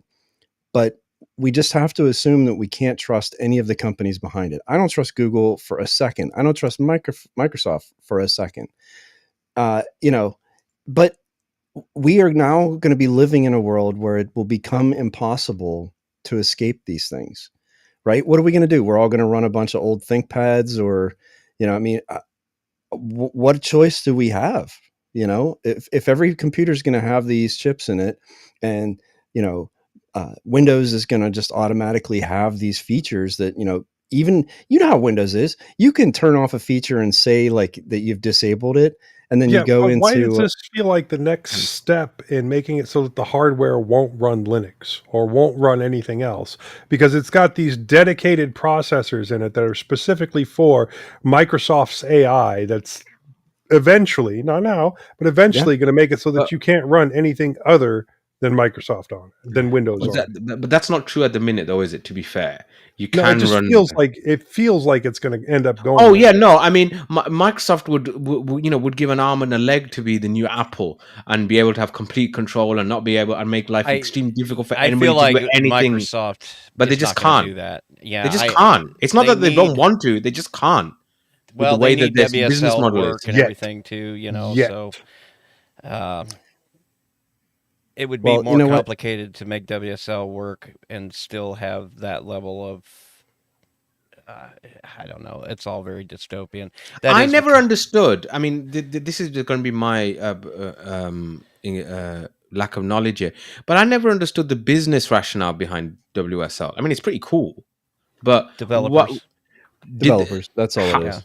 and has that paid off for them? Do you think? Yes, absolutely has. Okay. Because you read stories constantly of developers saying that it is so convenient now to interact with their servers because all of the servers are Linux. I mean, everybody, almost nobody uses maybe BSD, but I mean, almost nobody's using Microsoft servers unless it's like Active Directory stuff like that. No, But Windows Server has been dead for a while now, like right, so hard dead. So Microsoft, that was a brilliant move on their part to say you can use Windows and you can have native support for all of your Linux stuff, and it's seamlessly integrated. And if you've ever used it, it actually does work really well. Yeah. And it has solved a problem for developers, and I think it's really ingratiated Microsoft in a big way. Between that and their VS Code editor. And some of the things that they've done in the last 10 years have made a big difference. But anyway, I think that Joe made the best point out of all this for me, which is I felt like I had a somewhat of a control in privacy with with my browser extensions, with VPNs, with some different sort of, because I had control of my own space, internally. But if my computers have these chips in them and the OSs are able to spy on me, then like I can't. What am I going to do? Yeah, no, I agree. I agree with you entirely. I do think though that we're probably We're in the minority. the boat has already sailed for privacy, convenience, security thing. We are the minority of people who frankly give a shit about security and privacy, want to be able to know what's on our devices, what's not on our devices, and stuff like that. The unwashed masses out there, right, frankly don't know and couldn't care. And for example, I mean, so as an example, so many people use iCloud for photos or Google Photos or any of these kind of photo storage solutions, right? All of those are scanned by the makers because they have to comply with child sexual safety laws, to make sure that somebody hasn't got, inappropriate pictures of children on their things. And I'm sure we've heard of the, horror stories of guys who take, I don't know, photos of just their kids or whatever. And then Google has flagged that up as possible, abusive material and, deleted their Lose Google their account and account. everything. Yeah. All that sort of stuff. So this kind of stuff is already occurring. Our stuff is already out there, being scanned and being monitored and stuff like that. Now, people who, as I said, give a crap about this kind of stuff I won't say find ways around it, but if we find ways to make ourselves more secure, we use Linux, we use VPNs, we use Pi holes, we do whatever it might be, right? But we are not the unwashed masses. Most people aren't doing that, and so I don't like this. This whole co-pilot thing. It's just a natural extension. Because if you're a businessman, you're thinking, well, we do half of this stuff anyway. Let's just do a bit more, and then we can brand it as an AI thing because everybody loves the AIs, isn't it? And then we get even more data. As I said, there have been the odd couple of people now who have actually asked me about Linux now because this whole thing has worried them. Yeah. All right, let's just move this to the innards. Pick this up again. Yeah. So what do you want me to do? You want me to pull these two articles out and then stick them after the beginning of the innards and then go, or at the beginning of the innards? Yeah. So I'll just pull them out and Because move it 'em. seems like a good conversation, and it is based on what the innards is supposed to be. So yeah. Right. Yeah, well, maybe even say something like, this is a little different, but we figured this was more interesting to be part of the innards. Whatever. What Yeah. I'll do is once I Because I can start, say that because that whole conversation went on for about, what, 20 minutes, didn't it? it went on for a And while, yeah, and Yeah. I what mean, I'll you know, do is once I it could say be an that innards in now, itself. when I say now it's on to the Linux innards, I'll go ahead and say that as part of the innards, we have these two articles, and then we'll just go from there. But for now, if nothing else, that's it for Bill, security and shit, sorry. I was going to say, I think you need to say innards in your in that hick voice that you were using earlier. uh, The innards. innards. Sorry.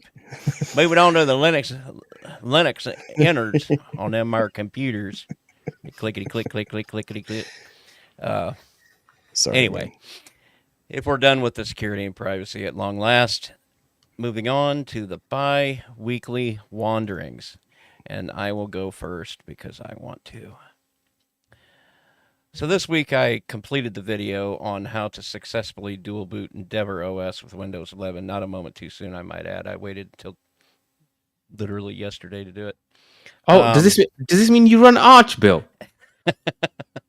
I had no idea. No idea about Not that on at this all. machine. Not on this machine. I use this machine to. Yeah, This unlike is running me, Mint. dumbass running Arch on the pretty podcast machine.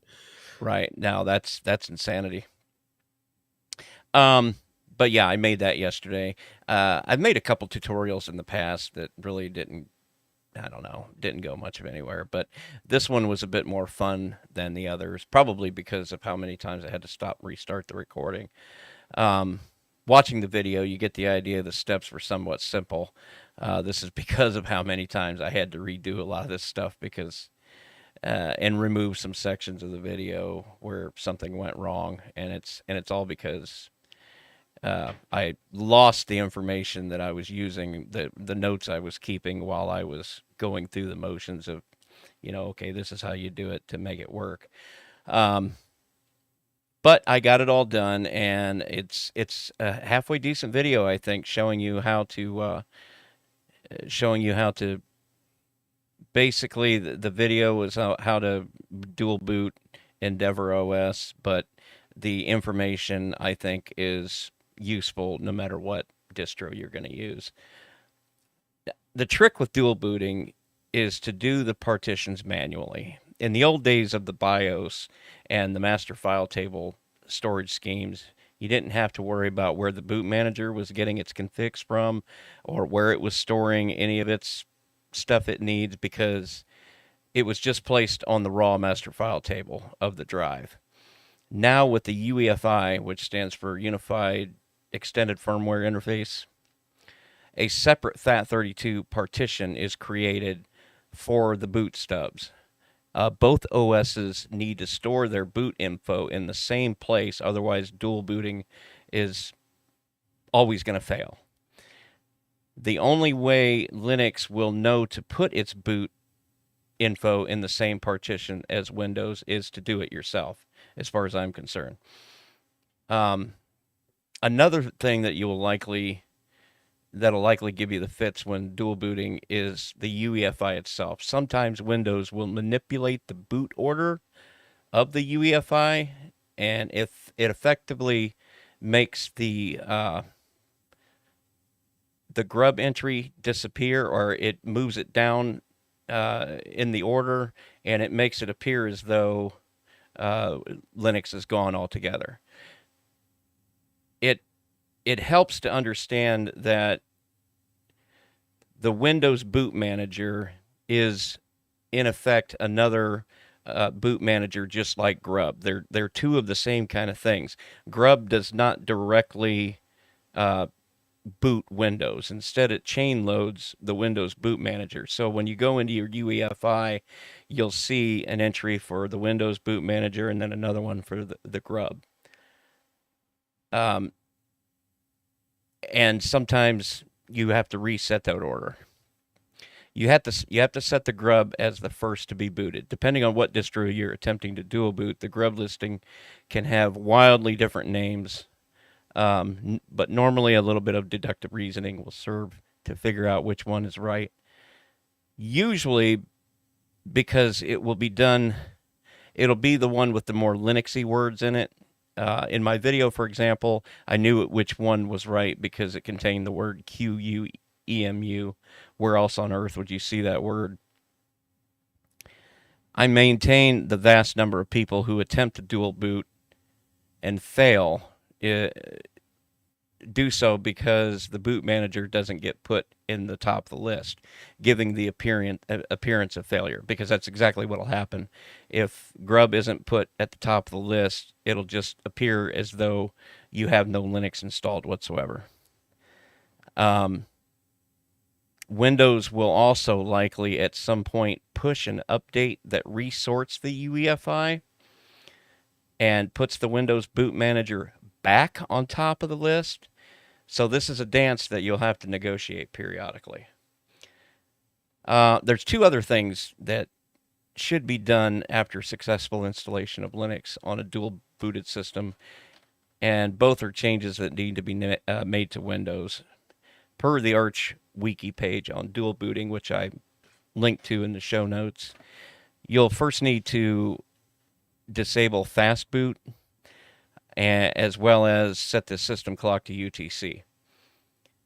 There's details in the Arch wiki page about doing both of these. Now, they can both be done with a couple of one-line commands on the console in Windows, or not the console, they call it a command line or something. Actually, I think they call it terminal now. It's not hard, but it's kind of necessary. The fast boot thing is because Windows doesn't really shut down all the way. It does some sort of transparent hibernation thing where it keeps some things written to disk that can be accessed really, really quickly. You want to turn that off, and then you want to set the system clock to UTC, like I said, because if you go back and forth between the two operating systems, the system clock will get a little confused at times. Once you follow these steps, you'll have a well-built dual boot machine. Don't forget, from time to time, Windows will force you to go into the UEFI and readjust the boot order list. So it's good to get familiar with navigating to and finding stuff in your machine's UEFI. Now, another thing that I hadn't thought of until my wife actually reminded me, you are likely going to run into a very irritating problem where modern Linux distributions use tool called what is the thing they use to update firmware? The unified FW up. Yeah, FWUPD. And if Linux updates firmware on the machine, Windows 11 will see that another operating system has added machine code to the firmware, and it will refuse to boot because of that. And Oh, that's interesting. Yeah. I mean, Good. I've got Ubuntu on a dual boot with which has the UEFI firmware update. It seems to work all right. Yeah, I imagine that because Ubuntu has signed kernel modules and things like that, that you'll get away with it with that. But I think you're going to run into the problem. Well, I had it. My wife's machine was running Kubuntu, and Kubuntu ran a firmware update, and then she tried to get into Windows 11. It said, Can I just say I'm very impressed that you have a wife that would remind you about things like this. My wife is still like, which one's the charger from my computer? She's tried to get into her Windows side to get into her silly little Big Fish games, and she hasn't been able to because Windows has got a BitLocker thing that if it uses, so I mean, I remember trying to do a thing, but Ubuntu says, oh, you have BitLocker encryption enabled, you need to log back out, go back into Windows. You got no video, by the way. Yeah, I know. I don't know why my video's not coming up. I don't know. Maybe the thing, it's like mirrors crack. Oh, I just thought people. you started looking better. Yeah, ha ha ha. Very, very funny. You see, you're so funny. You're so funny. He's a funny guy. Yeah. Yeah, Thank but you. you that's like the worst case scenario though. If you have to go and it will tell you how to fix the problem. You're going to have to go into your Microsoft account, which means Yeah, yeah, yeah. you're And going to get the need to know your key, and then password. yeah, You got to get a yeah. key type. Which I mean, when you do it, it works and it works fine. But I mean, Yeah, it is it's quite a that is bit a of a thing. faff. Yeah, the question I wanted to ask. Thanks for the video, by the way. It Yeah. was. I think it was very useful, and I think a lot of the information in there, is something that is transferable for general Linux skills, not just specific Endeavor or Arch or whatever. One question I wanted to ask was, why is it so important to have the system clock correct? I couldn't answer that. I have one. Okay. If you're using timed one-time password codes, the TOTP stuff, so like Okay. verification, it goes off the system clock, and if your clock is wrong, the codes that your authenticator generate will be wrong. Okay, so on that Interesting. same bit of logic, your GPG keys will get screwed up on your package manager and stuff like that because it's reporting the wrong time. So, yeah. I don't know how much it makes a difference in Windows, but also it will get screwed up, and you won't have the correct time. You'll be constantly changing the time on your system, and you won't know why. And it's Yeah, I because, mean that it's an annoyance to do that, but I was just thinking if there was a more fundamental reason, and you've answered that question, both you and Eric. right. So yeah, that was a lot of fun to make that video. I think I was a little pressured to hurry up and get it done because I really didn't have anything else to talk about my wanderings. If I did, What did you film yourself on, by the way? what do you mean?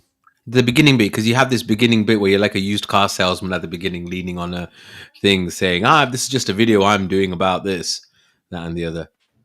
All right, okay. So for the this is great. C930E. Yeah, this is great radio, folks. On the live stream, Yeah. you can see Bill's thing. I've It looks got pretty cameras cool. all over the place. Oh God, that's worrying. Yeah. Well, I bought a bunch of them for the truck shows and that, so that I can get all kinds. What, of you cameras. bought extra kit for no reason? Oh, what a surprise! Yeah. And next you were telling me you run Arch. Yeah, but for those that couldn't see what I just did, I got a little camera on a ring light. Is that what they call those? Yeah. And that's what I did to make the little thing to make me look like a huge nerd in front of all of my monitors at the beginning of that episode. But yeah, go check that out. I think I've got it. Maybe I didn't. Yeah, I do. It's linked here in the check this out. But yeah, I put it in the check this out. So anyway, that's all I've got. How about you, Joe? Well, I received the 2 USB dongles that I had purchased for the Razer Nari Ultimate, so I was able to get one of them connected to one of the repaired headsets, and it seems to be working. Battery's good, all that jazz. I'm still testing before I make my final assessments, though. The connection process does require, the pairing process does require connecting the USB dongle and the headset to a Windows device while running the pairing software from Razer. Does not really take long at all. A couple of clicks and it's good as long as you have both devices connected. Now, the second USB dongle will not connect to the computer, Linux or Windows. Different hubs, both powered and unpowered. I even cleaned the contacts on them and made sure that the outer shape was correct, but nothing worked. I contacted the people that I bought it from and let them know. They did offer to send me another one, which I did receive, and it worked exactly long enough to pair. And then the USB dongle died. So I'm not going to ask for another one. I am certain that they were acting in good faith, and they did send me that second one to try out. So I'm just going to call it a wash. I appreciate everything they did, but I'm moving on. I have 2 working headsets for now, and I will probably order another USB dongle later on because I still have the third headset that is in, now repaired condition, but not paired to anything. yeah, I really like the Razer Nari Ultimates for a standalone headset. I do want to try and find a case for them so I can transport them around safely without possibly breaking the hinges again. Now, my son has been using a OnePlus Nord N200, which is T-Mobile's budget phone from a year or two ago. He likes it a lot, but the other day he dropped it in a parking lot and shattered the screen. Um, there are replacements on Amazon that are T-Mobile exclusives for about $80 on sale. So I ordered one of those, and we got the replacement, and it seems to be working pretty well. And I'm also thinking of ordering one for my daughter, who is due for an upgrade this year. At the behest of my wife, though, I'm only ordering the first one, and we're going to see what the quality is, because a lot of them have, well, the Nord N200 has an issue sometimes with the what's that, the little card, the SIM reader card. for SIM card reader, thank you. And so yeah, sometimes that happens, so that could be a concern. But like I said, JoJo's is working really good right now, and um, So can I I? don't know. So can I just say something? Which is, Yeah, I don't know about in the States, but you can probably get a phone, a full brand new phone for about $100, surely. it was a new phone. No, I mean, whatever the new phone comes, as in Yeah, because well, because the thing about the OnePlus Nord N200, because my son had that as well from a couple of years mhm, ago, mhm, and the thing was that it went to Android 11 and it never got updated after that, not even security patches or anything like that. And so, if you've got an opportunity to replace something to right. something that's a little bit more Well, the patched N30 up, is I think the current one, and that's yeah. available. And I could honestly, I could get it for free. All I have to do, I only have one line that I can do it with, though, not two, because that's all I have left to do an upgrade on. So we could Mhm, walk into T-Mobile, trade in my daughter's old phone, and get the Nord N30 or whatever, or whatever Moto G is up for this year as well, mhm, and that would not cost me a dime. No, mhm. I think it would cost me like $30 for the handling fee, and that's it. Okay. So So I'm just wondering whether that's an option rather than it is. I mean, and the thing if I remember about, because again, as I said, my son had it. I couldn't even find a Lineage OS port for it. And as often yeah, I couldn't even find a custom ROM basically. So in the end, he did something very similar. He dropped and smashed it, and it had been about 18 months, 2 years, and we were able to do an upgrade. And so a very similar situation. But I do remember that did worry me, the fact that for a long time he was on an insecure operating system. Now you could say, well, don't do anything important on that, but as life goes on, you end up doing stuff that's important. I mean, when my eldest is now hitting 20 now. He's got bank accounts, he hasn't got a credit card, but he's got a driving license, he's got all that sort of stuff, which inevitably will end up on a phone. Right. um so I'm just thought I'd mention that. Yeah, but it's not going to end up on that phone, because by the time he is going to start doing things, we'll have him another phone. I mean, this is literally an $80 phone that I am expecting him to break again. Fair enough. How old's your son again, by the way? He's about to turn 14. Okay, so yeah, you're right. He'll probably bust it before anything needs to be done properly. Yeah. Now, longtime listeners may or may not remember me talking about replacing the Y coupler on the coolant system from my van last year. I know, like, inane detail from nowhere. But this year, it burst again. Just blew up. Plastic everywhere. Thankfully, my wife was not far away from the house when it happened. We were able to get the vehicle home and then go get the part, use my Buick and go get the part. And I was able to install it in about an hour. We also purchased some coolant at the same time, but I'm not putting that in yet. Just water. Last time this happened, I flushed the radiator and put in the coolant, and the next day, a different coupler popped. So I am going to let the wife drive it as is, and we will just put the coolant in the back to put in as the thing gets low. Because yeah, why spend money on coolant if the next coupler is just going to pop again? So, moving on, I went to an allergist because I am tired of taking as much antihistamine as I do. So that ended up, being a couple of interesting appointments. At the first, they imaged my nasal passages and decided that I should have surgery to correct my septum. Something I really was not looking forward to. But at my next appointment, my allergy panel, they said I had to stop taking all antihistamines for a week before the appointment. I'll be honest, it was not a fun week, and I did not sleep much because I couldn't breathe very well, even with my CPAP machine at night. So during the appointment, I had like 50 or so needles stuck into my back, and then a short wait, and then a series of follow-up injections in the arm to see what all I'm allergic to. The test showed that I was moderately allergic to just about everything.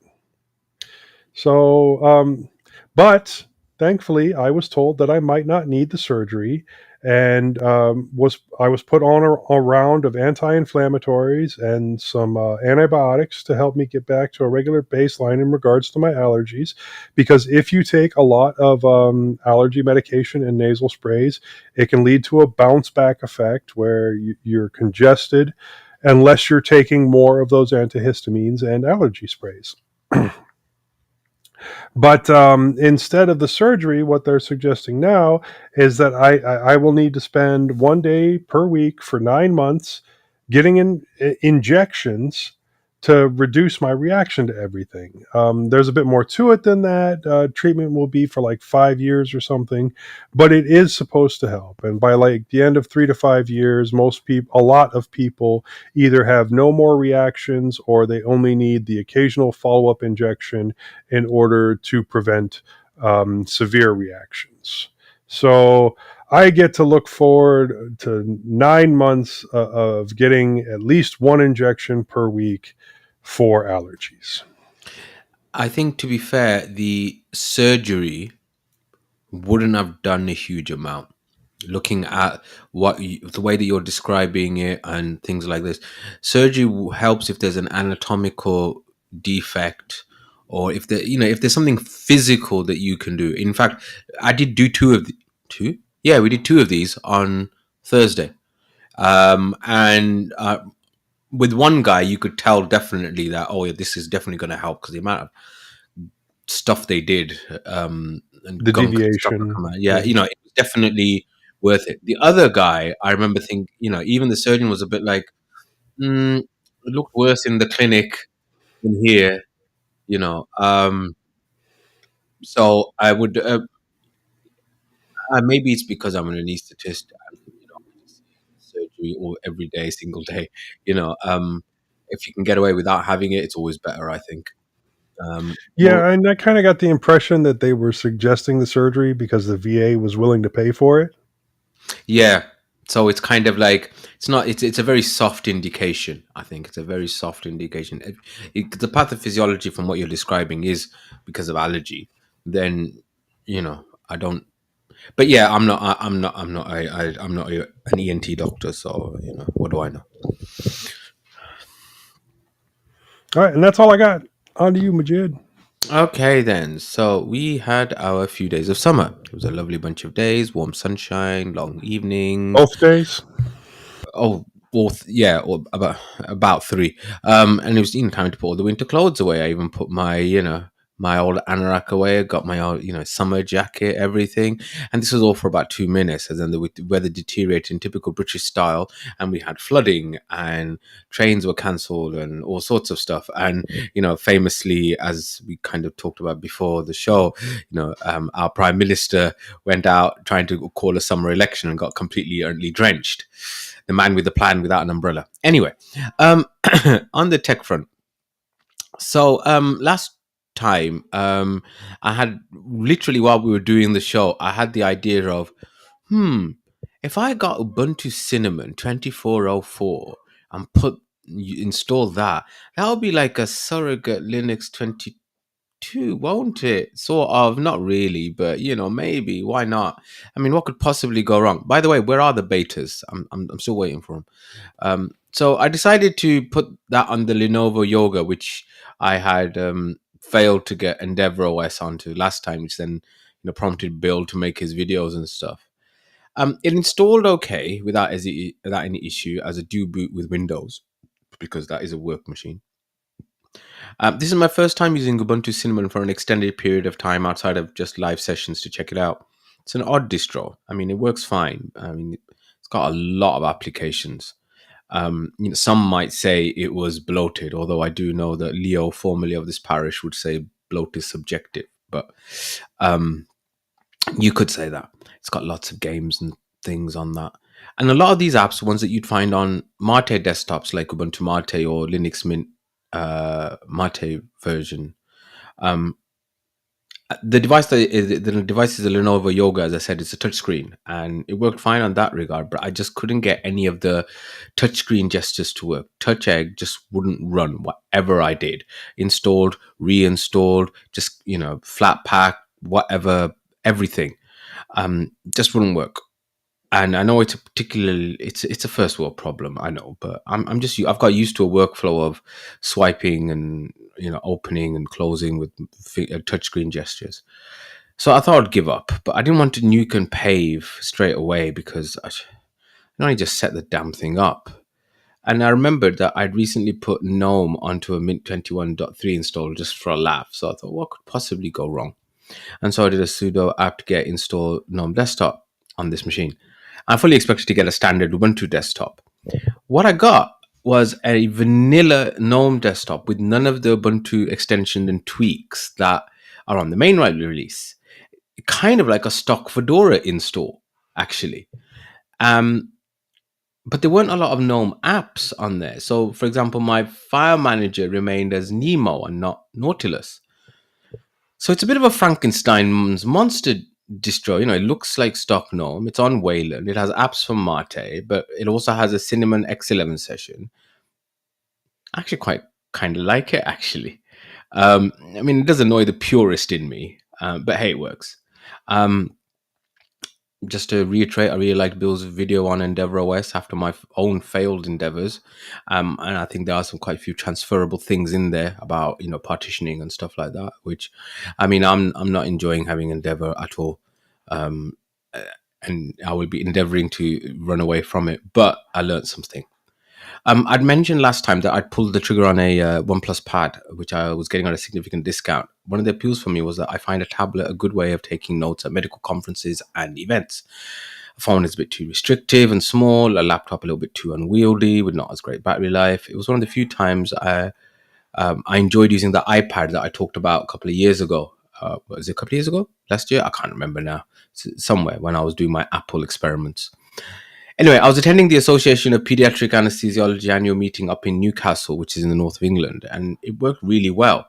I could take photos from the camera, so I'd take photos of the slides, and then I'd annotate, and then I'd write, other whatever things like that. I use mainly OneNote, mainly because it's cross-platform. Sorry, I know it's Microsoft, but the inking stuff works really well. So notes, presentations, annotations, it worked brilliantly. And for once, one of my tech purchases was actually being productive in the way that I intended. Speaking of that conference, I'd done the majority of my training in anesthesiology, including my pediatric fellowship up there. So it was a good opportunity to meet old friends and colleagues. It's amazing how time flies. A lot of them were interested by the podcast I'm on, and so we may be getting a few more hits and subscribers, hopefully. By UK standards, it's a relatively long drive, about 200 miles. I know that's not much in the States. It's probably what you do, in your daily commute to work. But remember, that's not, we haven't got as good roads as you as well. Anyway, when I was driving back, the great British tradition of doing road maintenance overnight meant that I had frequent diversions, especially through Yorkshire, which isn't the smoothest terrain.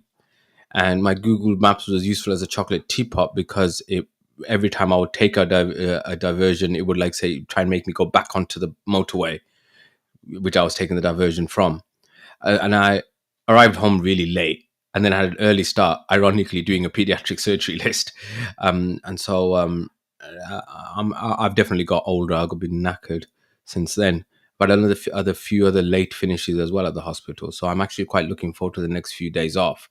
We have a bank holiday tomorrow, and it's the kids' half-term holidays. Now, bearing in mind, only one of my kids is at school now, because the eldest is at uni and the middle one's at college. But still, I managed to get the week off, and I don't know if we'll go anywhere or do anything. The weather's rubbish, and I ain't got any money. But yeah, nice to have some time off. I'm still enjoying Shogun, although I haven't finished it yet. Star Trek Discovery is surprisingly good for a change. It's probably the best season since the first season. X-Men 97 finished with a bang. I've got Dark Matter coming up next, which is again science fiction. I watched Gladiator with my sons. I mean, they hadn't seen it and were really impressed with it. You know, I'm actually going through this stage where we're watching inverted commas classics. I mean, I know they're not classics because they're only 15, 20 years old, but for them, it's the first time they're watching it. You know, for example, we watched American Gangster and Lock, Stock, and Two Smoking Barrels. You know, some things that I 20 watched. years makes it a classic. Okay, well, I know, but I know because like when I said that Gladiator came out in the year 2000, they're like, "Whoa, didn't realize it was that old." I'm like, 2000? That was just yesterday. What are you on about? It is good sometimes. You forget the joy you have when you see one of those films for the first time, and you genuinely don't know what's happening, and you know twists really are twisty and things like that. I have discovered Arab heavy metal. It's brilliant. There's a Egyptian band called Zaire and a Moroccan band called Mirath, and they're really good actually. I mean, my Arabic isn't good enough to completely understand everything that they're saying, but I get the general gist, and more importantly, the riffs are good. Speaking of music, I don't know if anybody else has heard. There was a cover of Kiss's "I Was Made for Loving You" in the Fall Guy soundtrack by British artist Youngblood, and it was a really good cover. Actually, there's something about that lad's voice. I mean, he's obviously got some raw talent. Also, as mentioned earlier, I'm finding election season in the UK hilarious. I mean, it's like something out of a satire or comedy program. The memes and the YouTube videos are just so funny and clever. Really, they are. As I've said, my own personal theories, he just wants to be done and dusted so that he can go off to California for the summer holidays, which are in end of July and August in the UK.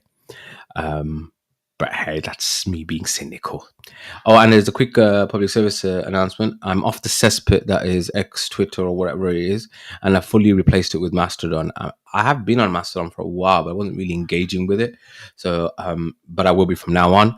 And so I've put the link of that in the show notes, and I've also adjusted the template so that my Twitter isn't there because, as I said, my Twitter is dead now. It is dead to me. Anywho, that's enough for me. Oh yeah, one thing I didn't put in the show notes, but I wanted to mention because I completely forgot about it was how our experiences with our cat have been interesting in the sense that this cat still hasn't had the guts to come out of our garage. We've had it for almost a month now. I've seen it a total of 2 times, and the only reason I know it's alive is because it eats the food. Yeah, that's not going as well as planned. You're going to have to do some extreme measures.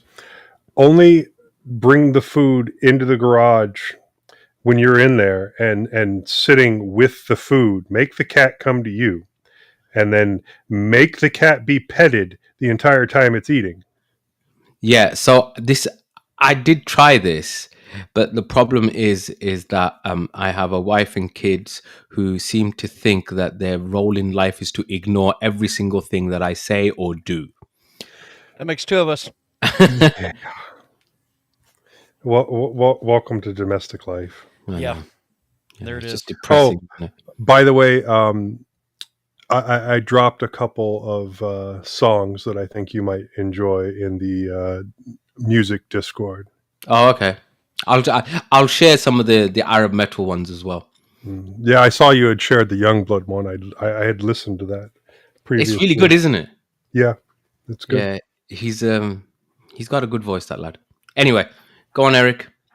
So I'm not entirely sure if Armenian is close enough to Arab, but System of a Down is they're all Armenian. Armenian Yeah, I know they are. Yeah, and they they are. are killer. Yeah, So but they're American from an Armenian background, isn't it? These are they're actually Armenian Americans. Yes, yeah, that's yeah, yeah. correct. These are actual Could people from anything Egypt worse and be said of Morocco. anybody These- on Earth? Well, they're American, though, aren't they? Yeah. Well, listen, I can. Yeah. I'm happy to accept that that derogatory Oh, I term. love that. I mean, I love System of a Down, by the way. I really do. But I'm also a second generation immigrant, and I know that it. I'm for me, for example, I'm too English to be an Indian, and I'm too Indian to be an Englishman. And so I get the feeling that See, System of a Down are in that. This is what I mean, okay, I'm going to start getting a bit philosophical here. There's one thing, people say Muslims don't like America. No, that's not true at all. I love the idea of America. I love the way that you can have multiple identities and still be part of, a whole. You can be Arab American, you can be Chinese Oh, we American, love the idea of Irish American. America too. Yeah. You can be all, you can be African never seen American, it. all sorts of stuff. In the UK, being English is a racial identity. It's an ethnic group. So it's difficult to be Indian and English because it's two ethnic groups, isn't it? Unless you're half. The idea British as a kind of overarching narrative thing isn't as strong as say American is in America. I feel, and I so think if you asked people of Indian descent here in the United States that are citizens, they would probably say the same thing. It is difficult to be of any descent other than well, I'll say it, white. And Yeah, there's a lot of stupidity that it, goes on even now, and not just amongst the Indian groups, but also a lot of your Asian groups. yeah, so anyway, in this country, I mean, even just today, for God's sake, we had one of Nigel Farage coming out spouting some shit saying that, a lot of people, you're getting too many immigrants come to this country and they hate this country, and 46% of them support terrorists and this, that, and the other, and all the Muslims and this, that. And I'm like, and even the presenter said, are you really sure you want to say that? Are you really sure you want to say that? Do you yeah, want to take that back? And he just kept on going on with it. And so I just find, All right, all right, all right, all right. anyway, I know we're going too much into politics. I'm yeah. sorry. My bad. But yeah, anyway, Arab metal. Once It again, rocks. over to you, Eric. This time, don't hand it back. I never handed anything, man. I'm just here. All right. So my wife has been a graphic designer for many years, like decades, and she's always chosen to use a Windows PC with CorelDRAW as her primary design software. Even though Adobe is, the industry standard, Corel still has a bit of a foothold here, and is definitely has a huge foothold in Europe. So that's her background. She uses an old laptop that I gave her, Dell Inspiron, that's just chugging away. And she sort of had it in her mind that she has a project where she has to do a lot of illustrations. And what she normally does is she'll do hand-drawn illustrations of whatever her idea is, whether it's a logo or, just whatever she's working on. And then she'll scan it and vectorize it in CorelDRAW and then work from there. And what she wants to do instead is use a tablet to draw. And so she's looked at the Latitude that I bought, the Dell Latitude 5290 2-in-1. And she's like, do you think that thing's powerful enough to run CorelDRAW? Because CorelDRAW is a bit of a pig. It can be like really sluggish, and it's not optimized software, let's say. It doesn't even seem to get better when you throw more resources at it. Sometimes, like it is slow, and there's nothing you can do. But she doesn't care because that's what she wants to run. So anyway, I never got the pen for that device. I just got the device, and I think there's probably a small percentage of people that ever get the pen, because unless you're doing digital art or you really like to do handwritten notes, it doesn't really offer much. But I've she was saying she wanted to try this, and could she at least try it on mine first before she made a commitment? And so I said, sure. I got the pen or stylus, however you want to say it, and Dell has a couple that work with the 5290 specifically, and I picked the better one, which is the model PN557W, if anyone's interested. And it was right around $40, which, it's not nothing, but it's still less than like a Samsung S Pen, which my daughter is still trying to live down losing hers and having to get me to buy her a replacement. We ripped the house apart for like 2 weeks and then finally conceded and just got a new one. But anyway, the pen itself is nice. It's got a nice long barrel. It's about 1.5 of pencil thickness. So it's easy to hold. It's aluminum, so it has a nice sort of tactile feel to it. It takes a AAA battery and then 2 of the absolute smallest button batteries I've ever seen. And my wife said that they're probably like hearing aid batteries, so I don't disagree with that. So that gives it some weight, having the batteries in it. Very curious to see how long they actually last, but we'll have to just take it as it comes, I guess. There's a button on the top that's really nice, sort of flush to the top, so you can't even feel it. You have to just sort of push in, and it gives a nice tactile click. And then there's a button where your finger would rest, your sort of index finger down at the bottom of the pen towards the tip. And you can program both of them to do different things. And Windows 11, say what you will, has a very nice control panel and configuration options for the pen in terms of mapping buttons or shortcuts on the screen, whether or not you can use it as a mouse device, and just a whole slew of options to customize it to your liking. So obviously, they've put some effort behind that, and it really does sort of prove that, creatives like my wife, like she would have a really hard time if I just gave her this tablet with Ubuntu on it or something. Yes, the pen does work, but as far as I know, I don't know how the heck I would remap the buttons or like have it like once it gets close to the screen, have it like load, the menu the way it does on Windows. So, I mean, like I said, say what you will, but I mean, Windows just has that stuff figured out. And I mean, I totally get why someone would do that. But anyway, so the tablet itself came with Windows, and I ended up shrinking the partition to have a dual boot with Linux, but I haven't used Windows for like 6 months, and I realized that somehow I had destroyed the EFI entry in the partition. I must have overwritten it or something, put like 10 different distros on there, so it doesn't surprise me. Ubuntu 24.04 is on there right now, and for some reason it has OS Prober, and it's enabled in the this Etsy default grub file, so it's not like it's disabled or something, but for whatever reason it won't recognize that Windows 11 is there, so it won't add a boot entry. So I had to get the Windows 11 ISO, put it on Ventoy, boot up. Of course, the quick fix boot fix option never works, so you have to go to the command line and do all of the map the drive and put in the commands. It's not hard. It's not like it's difficult. You just follow along and reboot, and then it worked. But I haven't booted in like 6 months. So of course there's like a ton of updates to do. There were like 6 Windows updates, and then every Firefox wanted to update, and like Bitwarden wanted to update. Everything wanted to update because it had been long enough. And so I spent like an hour just updating software, and then started to play with the pen and got CorelDRAW installed, and it actually runs CorelDRAW really well. And it occurred to me that the laptop she's using, this Latitude, might actually have a better processor. It's an 8th gen i7, and I'm not sure what the laptop she has, like what the processor is, but that thing's got to be 7 years old now.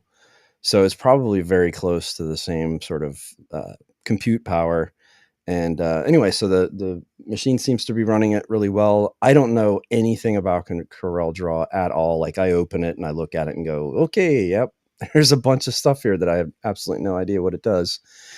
So I need her to sit down in front of it and take a look at it, see what she thinks. And so hopefully it is something that she's able to pick up and use and do her illustration right on the tablet. And so I'm looking forward to just seeing, like, is this, so I've already really enjoyed this piece of equipment. It was less than $200. I have used it as a tablet. I've used it as a normal laptop because it has the keyboard cover. I really like typing on it. The 12-inch screen is just big enough to actually do some work on it. It's lightweight. It's a really great device. And now if she's actually able to use it to do artwork as well, like, it's got to be about the most perfect computer I've ever used. Like, really amazing. And for that price, I mean, I just don't know how you can go wrong. So You're welcome. yeah, seriously, thank you for that. She is a I bit have of a one of those Luddite. pens as well. Do you? Yeah, it's actually, it's pretty nice. And I don't know how long the battery's like. That's the only thing I'm wondering right now. Is it going to eat batteries? But we'll see. She is a bit of a Luddite, so it is possible that she sits down in front of this thing and starts using it and then just doesn't like, Windows 11 because she's using Windows 10, or she doesn't like, I don't know, whatever, something about it annoys her and she doesn't want to use it. So if that's the case, my daughter has been creating digital art on her tablet since she was about 5. So I would have her sort of sit down and play around with it and see if she likes it or not. And I mean, it's still my device, but my daughter's already eyed it up as something that she might want to use for like school. And it would be perfect for her to take with her to school because it's so portable. And if she can do artwork on it too, so much the better. So, but yeah, just super impressed with this device over and over. Everything I've thrown at it, it's done with great alacrity, I guess. So the other thing I had is I took over editing duties of Distro Hoppers Digest as of, I want to say, like four episodes ago, something around there, 4 or 5, and have been slowly evolving and enhancing the process with each successive episode, my editing process. And I'm using Audacity just simply because it's the most straightforward device software to use. It's what I use to record podcast episodes. It's what I use to just do basic edits. And then, the fact that it's multi-track and it's got a lot of filters and things, especially if you are using the Flatpak version, which I had switched to the app image. And while that is the supported released version from Audacity themselves, it is, by comparison to the Flatpak version, it is a little bare bones because it's nice to fire up the Flatpak version and you have all of these plugins and you can not only use them in the sort of traditional way, but Audacity also includes the ability to use them in a sort of real-time way. And all of those plugins work really well that way as well. So I just think the Flatpak implementation of it is a lot more of a complete product than just Audacity and then needing to go and get all that extra stuff yourself. It has taken me a really long time with this episode to get it edited because I just had a terrible month health-wise and was in the hospital and just feeling bad. And the other thing was, it's every time I've sat down to do it, it's almost comical at this point. Like, my wife would come back and want to start talking to me, or the phone would ring, or like the door someone would be like, there was always something keeping me from doing it, to the point where it was almost like superstition. Like, if I sit down to do this, someone's going to interrupt me. But anyway, I sat down yesterday and just banged it out, got it done. Now, the one thing that I did this differently this time, so I'd like to improve my process every time. Like I said, I had wanted to look at, there were some AI tools, and this kind of leads into some of our discussion in the innards, but the AI tools that would help me edit this, one of the things they do is speech recognition, and it would create, there's a couple that do this. It creates essentially subtitles or a transcription of the of the spoken word, in the podcast, and it will also differentiate the speakers, and so you can see speaker 1, speaker 2, speaker 3, how many people you have. And then the benefit of that is you can actually read the text, which I feel like I can read a lot faster than I can sit there and listen to something, and be able to find areas where something was repeated multiple times because they were trying to do multiple takes, or something was messed up, or just context and trying to figure out if something makes sense. And the nice part is if you just select the text and say, okay, I don't like this portion, you delete that text and it knows how to go and then take that chunk of the audio out. So you're actually editing the audio by editing the text, which sounds like an interesting feature for at least for my use case. The other thing it would do is any of like flubs, ahs, connector words, long pauses, stuff like that. It would clean that up. So save time there. It just turned out that I didn't have the time to play around with it this month. It's still something I want to do. But what I did end up doing was looking at those plugins that I mentioned. So the workflow that I came up with in doing this was there are either long pauses or there's a lot of breathing. And I don't know, between Dale and I have a lot of like coughing and, breathing that's very like noticeable on the recording. And he has something with his sinuses. And so both of us together, there's all this just extra noise, and it's not particularly appealing to hear in your ear when you're listening to a podcast. So there's a noise gate, and it's from the Zam plugin. So Zam gate. And what's nice about it is I've tried to do this with the built-in gate in Audacity. And what happens is it's too aggressive. It'll cut off, instead of just taking out the breathing sections or reducing them, it'll actually cut off anywhere where you start to get quiet at the end of speaking, which is pretty common for someone to, as you're, saying something at the end, you kind of trail off a little bit, and it'll squash that. Whereas the Zam gate, same settings basically for like the cutoffs, for like the parameters you're putting in are how soft or loud does the sound have to be gated out, and that kind of thing, and how aggressive do you want the gate to be, and that kind of stuff. And the Zam gate, with basically the same parameters, was much more judicious about what it was cutting out and what it wasn't. So it didn't affect any of the speech, but it did cut out all the breathing. At least reduced it quite a lot so that it wasn't so, in your face.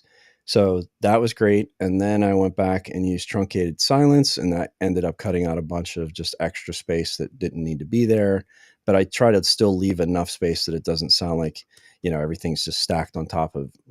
I used to do that years ago when I first started editing video.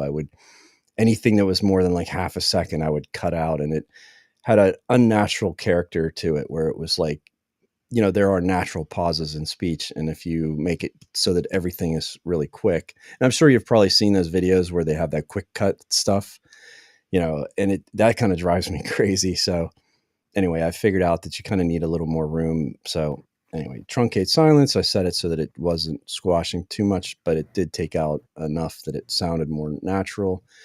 And then I also use a de-esser because I tend to have some sharp S's from time to time, and just sort of round that off. And then lastly, once I have all that edit done, I export it. And then Auphonic, which is a third-party service, and they're saying AI now. I've been using it before AI was like a buzzword, and they never said AI previously. But of course, now that everyone says AI, they suddenly say AI, and it's the same product it's been. So I think it's just some marketing hype. But the beautiful part of it is that it adjusts the audio, and it does this auto level, frequency filter, loudness normalization, and noise reduction. And what you end up with is this perfectly matched audio from, Dale and myself, where it's like we're sitting in the same room using the same microphone. And I'd mentioned this to Bill earlier. 2 episodes ago, Dale thought he was using his microphone, but he ended up using the camera microphone, and it sounded really bad. And I did my best at noise removal and Audacity, and got it kind of scrubbed up, and I raised the level, and I did my best with it, but it still sounded. It was obvious that he was not on his normal microphone. I put it through Auphonic, and it came out so close to what he normally sounds like on a good microphone. I mean, it's still not perfect, but I was just like, I don't, I don't know what kind of pixie dust and magic's happening at Auphonic, but So, what I'm hearing here is that you are the new backup audio editor for the mintCast. yeah, Bill's got deep pockets, so I'm all about it. He's going to pay me in used audio equipment. But you're muted, my brother. Yeah, there's plenty of it back there that's not used. But I tried that Auphonic, and I thought to myself, man, this is too good for me to use. Because I would get into the habit, and you only, if they had like a better pricing scheme to where you could get an unlimited sort of thing for a reasonable price, that'd be one thing. But I would just want to use it all the time, because you're right. I mean, presumably these are things that you could replicate with something like Audacity. Right. It's just you got to know all of these things, Yeah. Yep. And who ain't nobody got time for all that. I mean, I've been trying to learn a little bit more here and there about things like loudness normalization and other things you could do to like sharpen up some audio and that. Just because what we have on mintCast oftentimes is some wildly different microphones and sound profiles coming from all of us, and it's good to find a way to add some kind of uniformity to it, but Auphonic is just mindless. You just, once you're done with all the mastering, you upload it to this thing, and that's exactly how I see it, though, Bill. Is like, I've done all the heavy lifting and the hard work of getting the edit to where I want it to be. I've tried my best to get the levels the same with, loudness and, just compressors and everything. Nothing I try makes it sound that good. And so it's like, okay, I've got this episode that I've worked so hard to get put together, and this is the last mile, right? I get it on there. It comes out like as if a professional engineer put it together. And I mean, I agree with you. It is a bit of a crutch, but at the same time, I don't know how to get it to that point. Like, if I could figure out an Audacity or Reaper or, some other platform, like how to make it sound that good, then I would absolutely do it. But yeah, for now, Auphonic is just part of the workflow, because I feel like I said with his microphone for that episode, like it made it perfectly listenable. I don't know how, but it certainly, did something that I was unable to do myself. So it's cool. If it could give you some debug data or something like that or just show you all of the filters that it used. And the parameters. Yep. Right. And then you could work with that and maybe they don't want you to know. Maybe not enough people want to know. Secret sauce. Stuff. Yeah. Secret sauce. Yeah. Don't want to let you know how the sausage is made. So there's a problem that you can see that AI is actually solving, or helping with. But that, like he said, this is them putting the word AI on it. Yeah. As they have that. All right. Yeah. Hold on to that. Yeah. Okay. Yeah. So, well, if nothing else on the wanderings, we'll move on to the Linux innards. Now, this week on the Linux innards, we're going to go ahead and this is going to sound a little strange on the YouTube feed, but we're going to start with a couple of news articles that are relevant to the topic that we're going to be discussing, which is basically about AI and the utility and the privacy and security. So first, we'll go ahead and have these two articles that we've removed or have moved from the regular news and put on here, and then we'll have a little bit of discussion about that. Okay, so now that we've heard all that, I don't know any better Well, way to make that sound normal. from we kind of have to discuss what AI is and some of the Marketing term. misnomer around AI, because all AI Yeah, is a yeah, learning model, Right. and it's a decision matrix. That's all it is. It's you're just yeah. I mean, Well, I think it's important to kind of clarify the difference between a smart assistant, like that you get on Google or Alexa or something like that. Sorry for putting people, just setting them off. Um, and this kind of advanced intelligence with its kind of generative properties. It seems to me, from what I've read and whatever, that the smart assistants are more task focused, looking at and have been trained on existing data, while the AI assistants, Copilot, Gemini, whatever, are based on these large machine language models and are basically coming up with original content, the draw me a picture of or write a program of, etc., etc. Would that be a fair way of categorizing it? well, so it's so you have to look at it from a sort of a component standpoint where there is um, natural language processing, meaning that as it takes in data from different sources, it is able to comprehend what it is, dissect it into like how these words fit together, and it breaks it down.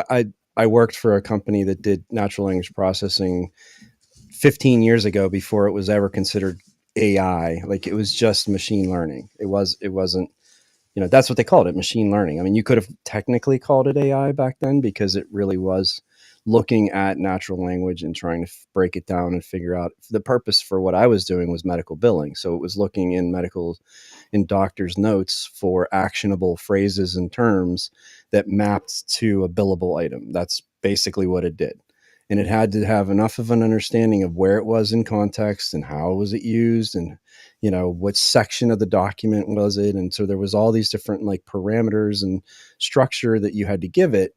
And now what we've done past that is to give it this huge corpus of data, right? These large language models where they've taken all this text from novels and websites and all the sources they could possibly suck it up from. They've used optical character recognition for images to pull text out of images, and also to, image recognition to understand what is inside of an image. They've taken YouTube videos and the transcripts from that and use that as well. So what's changed is they've given it more information. And then also some of the layers on top of that are how to interpret the language and how to interpret it in a more sort of conversational way. Whereas before, natural language processing and machine learning was very, very sort of there was no communicative or language component to it other than breaking it down into its smallest pieces. There was no intent or desire to have it be conversational, which is exactly what ChatGPT and OpenAI and all these companies have done. Is they've taken that, and the next generation of the next step in that has been making it something that normal human beings can converse with. So that's sort of where we're at, and that applies to text, right? So ChatGPT, Gemini, different systems that are out there.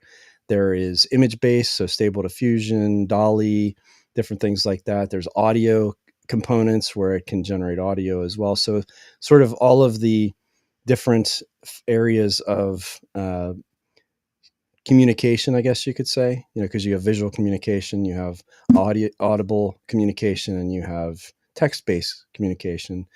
And so that's the difference. That's what it's done now, is sort of it's got a lot more data to come from. And some of these systems now have direct access to the open internet. And so they can actually get new information. Whereas ChatGPT, if you ask it a question, a timely question, it says, my information only comes through September of 2023. So if it's something newer than that, I don't know anything about it. Whereas Gemini and some other systems are open, and you can ask Gemini a question about the news that happened this morning, and it will know what's going on. So there's a couple nuanced differences between them, but that's really what the difference is. It's making this machine learning, natural language processing, sort of all of this neural network kind of stuff accessible to regular people by making it conversational and prompt based instead of very like specific parameter and mathematics and all that sort of components. It's brought it down to a level where it's usable by regular people. So apart from Ophonic, um, is there any other AI service that you use regularly? Yeah, I use them all, and I actually like to compare them. I will think of a question, and I will pose that question to all of the different systems just to see, what they do. And unfortunately, in a lot of cases, they're just either flat out wrong or they omit part of the truth of an answer. So you're not really getting, so here's what sort of scares me about AI compared to, let's say, a traditional web search. You go to a page and you ask a question. If you're asking Google or DuckDuckGo or Bing or whatever, it's just going off of sort of keywords, and it's going to find that information and then present you a list of links, right? The 10 links that have been that way for 20 years. And then it's up to you to decide which of these links look like something that interests you, what of them are credible, what of them are, worth clicking through to. So it's more or less just gathering information, but you still make the decision. Whereas the difference with AI, especially the summarization component of this, is that you are relying on it to be accurate in giving you a conversational answer, right? Where instead of saying, I want to know something about, painting my house, and then having links to credible sources for that, now it's going to summarize what it goes out and grabs pieces of. The better AI systems will give you citations, right? Each statement that it makes will have a citation where you can click through and actually see whether that's correct or not. The ones that don't do that scare me, because Gemini doesn't do that. ChatGPT doesn't do that by default. So if you just take things at face value, and the reason that I like to go and test them is, I had a question from a movie that I like. It's called Gentlemen Broncos. It's a goofy comedy. I don't think that most people have ever seen it, but in it, the character of the mother wants to be a fashion designer, and she comes up with all these really ridiculous gowns, like evening gowns, and they all have these really dumb names like Front Pew and Morning Dew, and like they don't make any sense, and they're completely silly. But I wanted to see, did the AI know this, right? This obscure thing about a movie. And I asked ChatGPT, and it told me that the movie didn't have any dresses, there was no fashion, there was none of that existed, right? And then I asked Gemini, and it made up like 100 different dress names that weren't even any of the ones from the movie. So they were both wrong equally, but in completely different ways. And that really hasn't changed that much, other than to say that there are now AI systems that have the citation, but you have to then dig through it to see if it's actually accurate. So what kind of time is it saving you? And I think that's really what it comes down to, is that AI can be and is useful in some cases, but only, and I mentioned this to Bill earlier, I made the sort of the comparison of AI to a novice or a junior assistant, right? You've got this young person, or maybe not young, but new person that comes into this role. They don't know what they're doing, and you ask them to complete a task. Now, that most likely you're going to have to oversee them and look at their work and make sure that what they're putting out is actually correct and accurate, right? Because technically it's going to be your responsibility if it's not. And that's kind of what AI is like right now. You ask it a question and you have to assume that it's at least a little bit wrong. Yeah, And if you, but that's the key word there is right now. Okay, AI is only going to get better from here. And sure, better is a subjective term. I mean, it's only going to get more advanced from here. inaccurate, I think is a good way to And say it. hopefully accurate. Hopefully accurate. But yeah, I mean, I really, I don't necessarily try to avoid it, but I don't go out of my way to use it either. Yeah. I will say that the Google summaries that are based on AI, I will glance at them, but then I will do my own research on top of that. But then there's also like the Amazon product AI generated summaries of everyone's review. Those Love are it. useful. Those are Love it. extremely, yes. I use those because Yep. that's the first thing that comes up when you scroll down there to look at the reviews to see if something's worth buying. And that will not only, tell you what other people have said in a summary, it will actually give you links. It Hmm. will link to those particular reviews where someone was talking about that particular topic. So in those instances, I find it useful. But I to slide into another subject here, um, the perfect segue, as it were. Sometimes I really think that AI, as it's being called now, is another 3D TV. And I don't know if anybody remembers, like, what was it, 7 or 8 years ago now? That one. Every, yeah, Yeah, it's a every fact, isn't TV, it?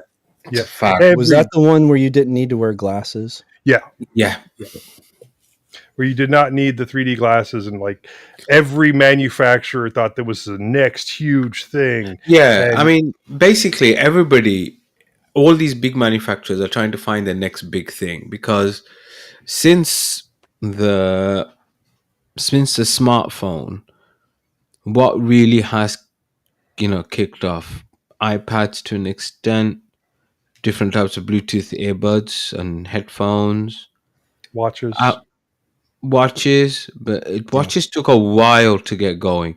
The first watches came out in 2014, and I would say only in the last 4 or 5 years has it really started, taking off. VR, rings with the now. VR headsets, VR is another one of those 3D TV type of things. Yeah, it took yeah. a little bit longer to fade. Yeah, it was really popular for a while, but it's taking away the interactions with the people around you, and that's not what you want, even when you're gaming. I So, mean, yeah, I mean, even Facebook even flipping changed their name based on metaverses and this, that, and the other. And so, in that vein, I think AI is the fad that the tech companies want you to believe is indispensable for the smooth running of your life. It's Even too though we big. never had it before. It's AI is too um, it's too ubiquitous of a term, right? There, it's too big of an umbrella, let's say, because it's comprised of so many different pieces. And the truth is that a lot of it actually has merit. To Joe's point, Amazon has done an amazing job of integrating AI into their product pages. It is it is done with perfect, they really pulled it off exactly what you want it to be, which is show me the common threads through all of these comments. Let me see, green means good, everybody's happy, gray is and red is bad. And let me click. If it says bad, okay, great. Let me click it. And it's, let's say if it's something that has a battery in it, well, battery life, it's red. Okay, let me click it. And it shows the actual comments that support that claim, right? And that's the verification aspect of it that I was talking about. So Amazon, instead of just saying, okay, people have said that the battery life's bad, they actually are allowing you to click through and get the proof. So again, that is a valid and valuable use of that technology. But it's a small change, right? It's helpful. It's not necessarily going to transform the way that people it's not going to make people come to Amazon more readily. I think it's just going to make the existing experience a little better. But again, that using it as an ubiquitous term, there's too much underneath the umbrella of AI, and that's really the hype component. The truth is that there's a lot of actual value in what some of these companies are providing.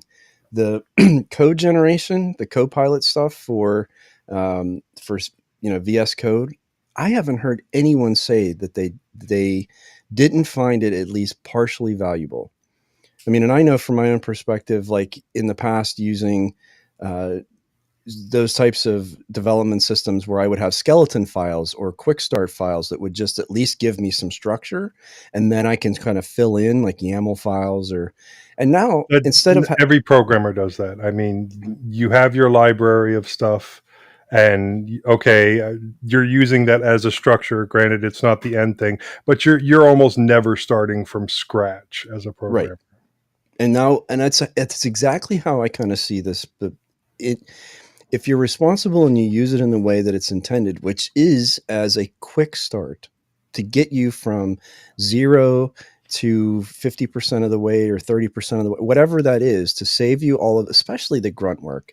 Nobody who does this kind of stuff for a living enjoys the aspects that are repetitive, that don't add value. There's no creativity, there's no skill, there's nothing there. That is just literally the time it takes to do something.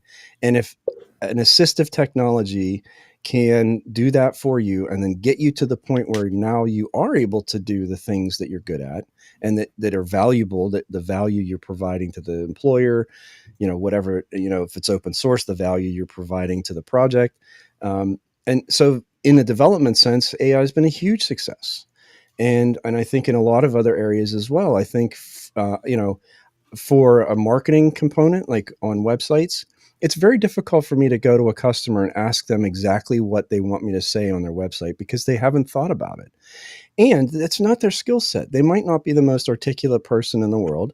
They may not know how to perfectly position their business or the value that they bring their customers. And so I've had great success with working with AI systems and putting in parameters and saying, okay, this is the kind of business, this is the customer they serve, their target customer, their market, um, their values, their core values, their differentiating aspects from their competitors. And it's really amazing to get back a succinct statement or series of paragraphs or whatever it is, and I don't just verbatim take it and put it in place, just literally copy paste it, because usually it's kind of awkward. If you've read enough AI text, you kind of know that it's not really like written well. It looks like it at first, but if you really read it, it's not connected properly. Like the thought isn't coherent and just flow properly, but it does bubble up and highlight the most sort of impactful components of anything like that. So it's been really helpful for me for that standpoint. Um, and I think for a lot of people, again, it's taking out some of the monotony of that kind of repetitive task that a lot of us face, in day-to-day work. And so from that perspective, I think it is really valuable. But the hype, yes, the hype is ridiculous. It is, shoving it into everything, like literally every product now has to have something that says, and it's the marketing teams. Yeah, I guarantee you. I'm waiting for the AI toilet seat.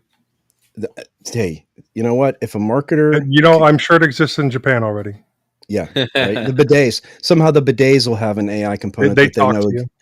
Well, they know exactly how much water you need to cover the area of skin that's there, and how much air it takes to dry it, and like, yeah. Well, I mean, you it'll could sell it. improve the aim. Oh, hey, Somewhat, there you yeah. go. There you go. But anyway, I know I've been sort of monopolizing a conversation. I mean, maybe I just use AI more than other people, but or at least you guys. But I have found it to be pretty useful, No, and also I've used it. infuriating in terms of the hype. So Yeah, I've found it useful to replace that Google search where I would ask a question. Where sometimes I want to know about something, and then I might write that as a search query. I now you send that to so Copilot is the one, Microsoft's one, which has got a decent Android app before, Google Gemini is not 100% live, at least in the UK. I know in the States it's different. And it's still a web-based interface, so I haven't used it as much.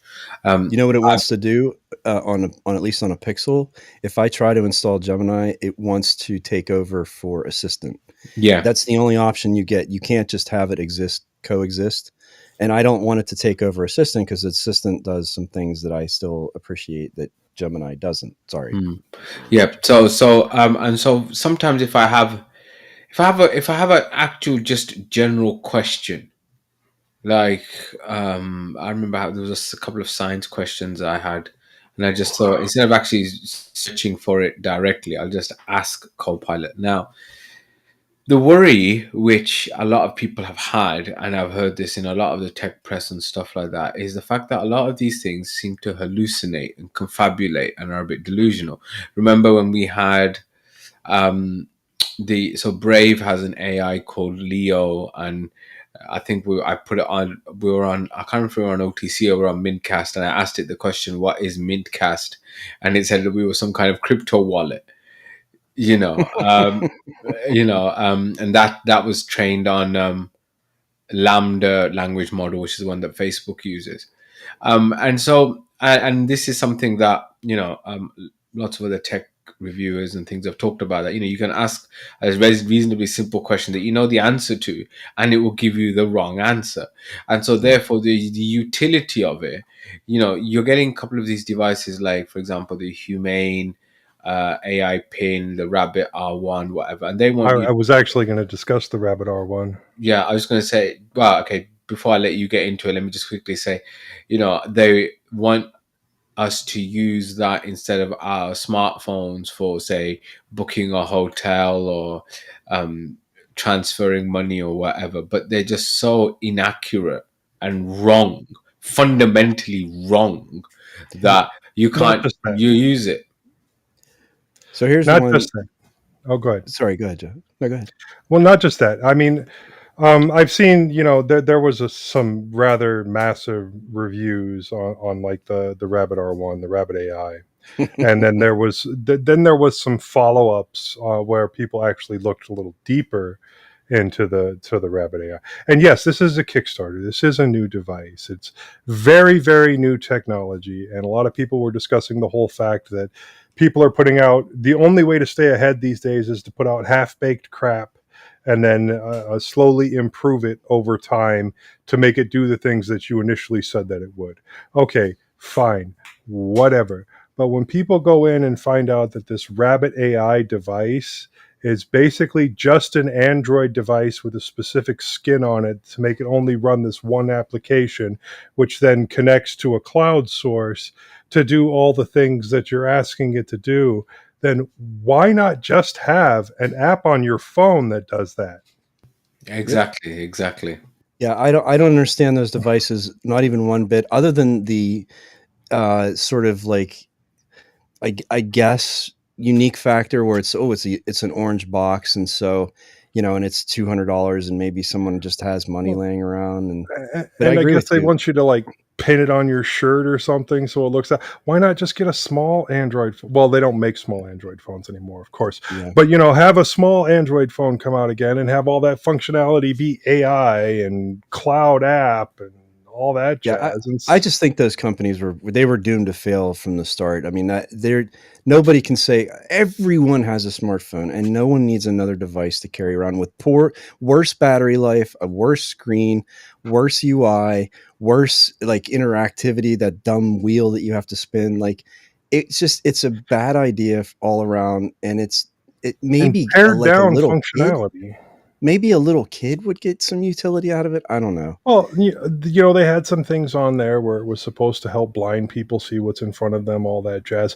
But once again, you could make your phone do that. Right. And it was wrong, and it was wrong, and it was and it's stupid. Oh. Yeah. Did it get blind people ran over? Majid, to your point, I don't disagree. So the biggest important thing for me is citation. So if something gives me just a random, like, general knowledge answer that seems plausible, or even implausible. I want to be able to say, okay, where did you get this knowledge from? So I started using an app called Perplexity, and it's just an AI app. And the nice thing about it is you see those little tiny numbers that's next to every line. Yeah, And yeah, those little numbers are citations. So I asked yeah. it the question, Copilot has the same thing. Yeah, Copilot has yeah, the same thing as well. are there any mammals that lay eggs? And I know the answer to this already, so that's why I asked it. But it said, obviously the platypus and echidadrius are the only animals, and they have citations right there. So if I touch the citation, it takes me out. This one is earth.com. So it's taking me to a credible source. And that's that fear I have. So the one note I put into the innards on the show notes was, is AI going to be the new Google search? Think back to life before Google, when you didn't have this thing in your pocket, Mm, Google and smartphones, where you could just, any question in the world that you didn't know the answer to, you just pull it out, search, and magically the internets give you the answer to your question, right? Like, remember life before that? Like, where you had to like find a way to go find yeah, the answer to something, like a book, or what I mean? Like, yeah. it So was much I more think you're right. I Card think you're right. catalog. Yeah. right. So does that then mean, because we've all become, I know I need search. If I didn't have search in my life, I wouldn't be able to function, because I need all this information that I don't have access to otherwise. And so Yeah, we've I all think you're become right. so conditioned to You're right it. about Is AI then now for younger people going to be just that next iteration of something like a Google search? Probably, but I think it's going to be called something else by the time it's that ubiquitous. that. And Probably, yeah. I think the And I I think that's do, what Google is betting on as well. And that's why there was a lot of stuff about AI, their Gemini assistant at the recent Google I/O software development event, and the different tiers and stuff like that. And I think, yeah, I mean, I can find myself. I think I won't say replacing search, because that's not really an issue at the minute, but I can see it definitely powering Google search. Let me put it that way. I have one more thought on this. Technology has existed. Computers have existed for a long time. We're going to start coming up on like 100 years pretty soon, right? I mean, we're getting there. So the idea of like early computers and things like that. So, but what has changed throughout that time? Probably more than anything, the fundamentals of computers are sort of the same as they've always been. You have memory, you have a CPU, you have these components that make up a system. It's the way we interact with them, right? So remember, Xerox had the mouse, and Apple comes in and takes the mouse, and like that's the new way of interacting with a computer, and then the keyboard, and then touch screens, and then a smartphone. And I think AI could be the next thing that allows us to have true conversational interactions with technology, where there is no longer this barrier of input devices like a mouse and a keyboard, where AI is smart enough to have a conversation like you and I are having right now, and it will understand me, and I will be able to just verbally communicate to this technology and never even have to pick it look, up and look at it. I would absolutely love to have my own Jarvis. I would. My little own AI companion to have conversations with. I would love it, but we are far away from that.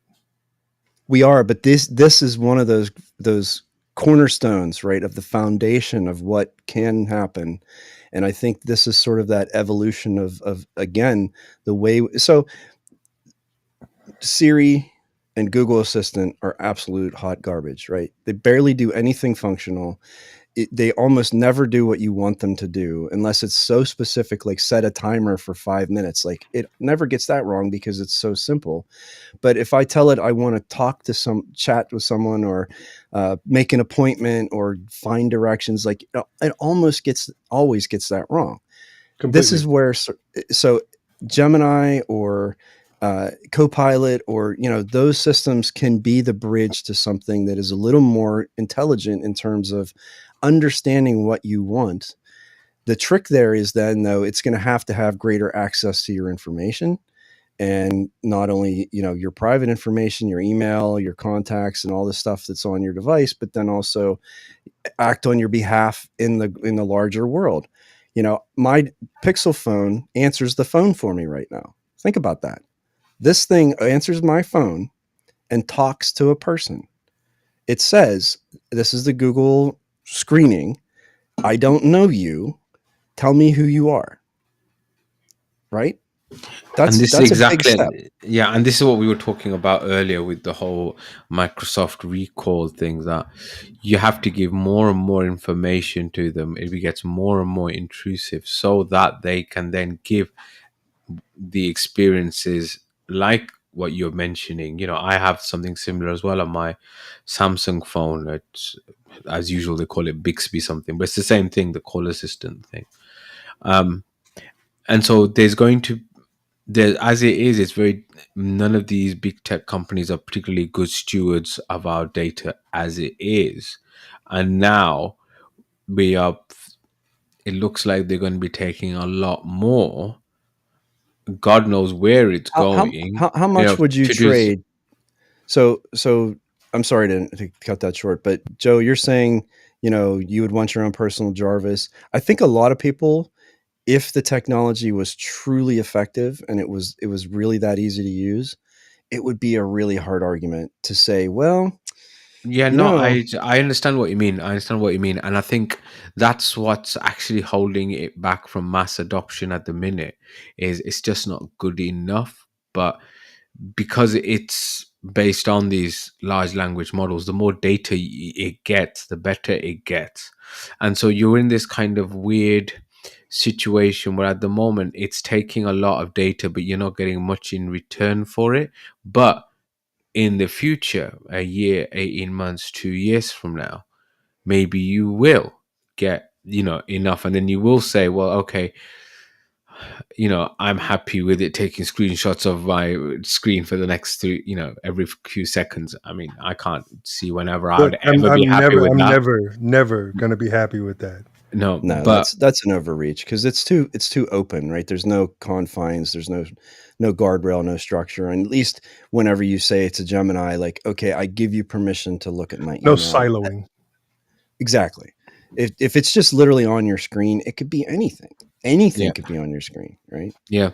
So I think, as I said, so we're in that position at the minute where we're between two stores. I think if it came out and it's truly, like that kind of science fiction AI assistant, Jarvis, whatever you want to call it, or Her from Her, the film, the Scarlett Johansson. I don't know if anybody else saw that. That's relevant, right? Scarlett Johansson said, no, you can't use my voice. So OpenAI says, oh, we'll just make one that sounds like you. And it's like, and then we'll claim that it was an actress with a very similar voice. Right. We weren't trying to imitate your voice. OpenAI is a sleazy company, man. I'm telling you, they go and steal all this intellectual property. They're just nerds. Got a fetish or something like that. They're just nerds, man. They're just nerds. No, it's like, no, they're not. It's like, they know what they're doing. No, but what I mean by that is that, yes, they do know exactly what they're doing. But I mean, I'm saying, their ideas are informed by their nerdiness, thinking that, oh, yeah, most people would like, a girlfriend that sounds like Scarlett Johansson, for example. That kind of stuff. And are you saying you wouldn't? Didn't say that. Okay. Let's not continue talking about Scarlett Johansson. Derailed. Yeah, Hey, that was definitely relevant to the conversation. But it was relevant to the conversation too. Well, that leads into a whole nother conversation of the horrible things that you can do with AI, will be able to do with AI, and that some people will definitely do with AI because they're pieces of garbage. Right. Yeah. And not only they'll do it, but the people who they are targeting will believe it 100%.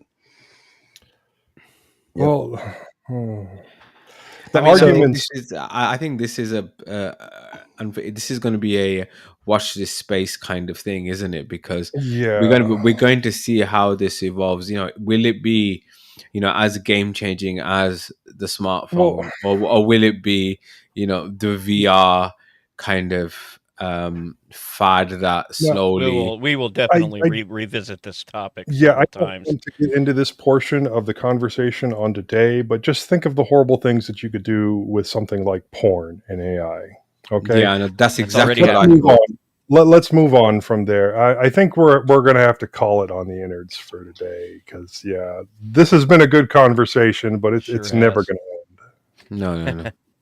Yeah. I think All right. the end of it for me is really just that it's just another piece of technology, right? The internet is technology, computers, all these things, and of course they can be used for good things and they can be used for bad things.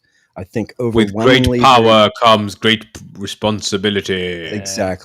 exactly. But I think the truth is that that most people use technology for at least benign purposes, if not good purposes.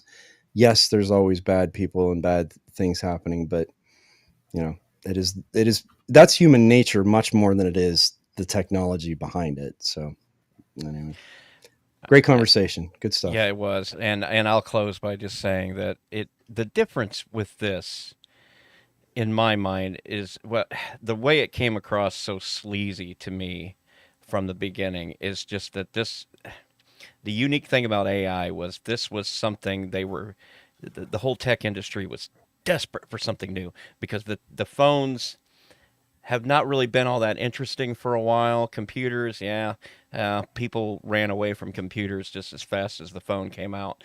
Um, and we needed something groundbreaking. And the second somebody said, "Oh yeah, by the way, I wrote this thing. It's I guess you could call it AI." And then the minute somebody said that, everybody stopped listening and ran to the marketplace with this thing. And incorporated it into everything because this is a product that even though it's half baked and it might be less than half baked, it's got very impressive functionality and abilities right now that we can bring to the marketplace, and we desperately needed that. Well, And the other side of that argument is the only way that it's going to get fully baked is to do exactly what they did and toss it out there and get people using it. yeah, chuck it out there. We can start. That's the thing. We can start charging money for it right now because just Yeah, as you're terrible as it paying to is, beta test. yeah, it is still impressive enough that people will pay to be in the zeitgeist of this whole thing, I suppose, So, I don't know.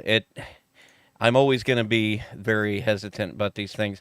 Eric has made a lot of very We're always going to be skeptical and paranoid, but yeah, Eric is the closest thing that we have to somebody that actually, supports and approves of AI. Some very, of it, yeah. some of his arguments were very compelling, and that's the good thing about having a conversation where you can come at it from all angles. So Yeah, But I whether mean, we at the like end it of or the day, not, it's going to be a part of our future in it some way, is shape, or form. just as long as I can turn it off. at the end of the day, it's a tool, and like all things, a tool can be useful or not. And if it is used correctly, with everybody understanding what's going in and what's coming out, then you pays your money, you takes your choices. I think the underhanded way that a lot of big tech acts, by farming data and things like that, is what really rubs people up the wrong way and are the concerns that many of us have, which is what leads us to be skeptical of tools and technology like this. The potential is awesome, but that also means the potential for abuse is also awesome. Correct. All right, so I think we will stick a pin in that and move on to vibrations from the ether. And we've got just a little quick message somebody sent somebody somewhere. Where Yeah, did they this sent come us an from? email. Oh, okay. Yeah, it got sent to This was an mintCast, email. Okay, go ahead. and this is from Nick, and I did not include his last name because we try not to do that. Sometimes it happens, but we try not to. Yeah. And he asks, have you mentioned Think Penguin on the mintCast? And I don't remember specifically if we talked about Think Penguin. They are a computer manufacturer that makes Linux machines. I know we have discussed some other ones, and we occasionally do mention that, but can't remember anything specific on this one. And they do have an interesting device for about $1,000 that's running a 13th Gen i5. Starts out at 8 gig of RAM, and you can bump it up from there. And it looks like a nice device for the price, and which is saying a lot, considering most of the time when you're looking at a Linux specific purchase device, the price is usually atrocious. I mean, I'd like to know if they ship worldwide. I'm looking on the website. I can't really see. Looks like it's states only. Quite possible. I'm glad they brought it up because honestly, I've never heard of it. I haven't either. Yeah, well, so there you go, fellas. Think Penguin. Yeah, it's interesting. I mean, it's nice to at least know that there is a U.S. manufacturer that does the whole Linux It device looks like a in the U.S. Clevo type laptop. Probably. A lot of them are. Yeah, probably. But that isn't even a bad thing, though. I mean, people really, no. used to say that as like a derogatory thing, but now I think it's hardware's pretty good. No, I was wrong. It doesn't start out at $999. I'm looking at the laptop here, and it's $799. Yeah, I saw that. The Penguin T4, and 13th Gen i5 to start out with 8 gig of RAM, and you can put like a second or third drive in there. So all the options are on the page, and I'm sure the price goes up from there. So the $799 is a really good starting point for a laptop with that nice of a processor. And it's really not bad though. I mean, if you go from like 8 gigs to 16, it's $50, and to 32, $93. And I mean, I'm sure there's some margin in there, but it's not like terrible. Not like Apple prices. It would be nice to support a company that is all in on Linux too.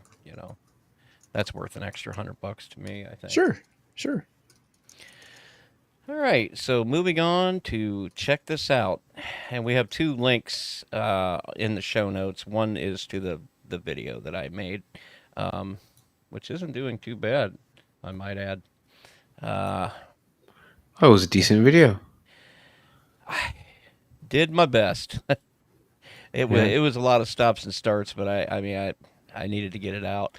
I promised everybody I was going to make it. And then the next one, what is this? Who put this in? 14 top outstanding open source. So this is Londoner put this in our Discord. Basically, talking open source large language models.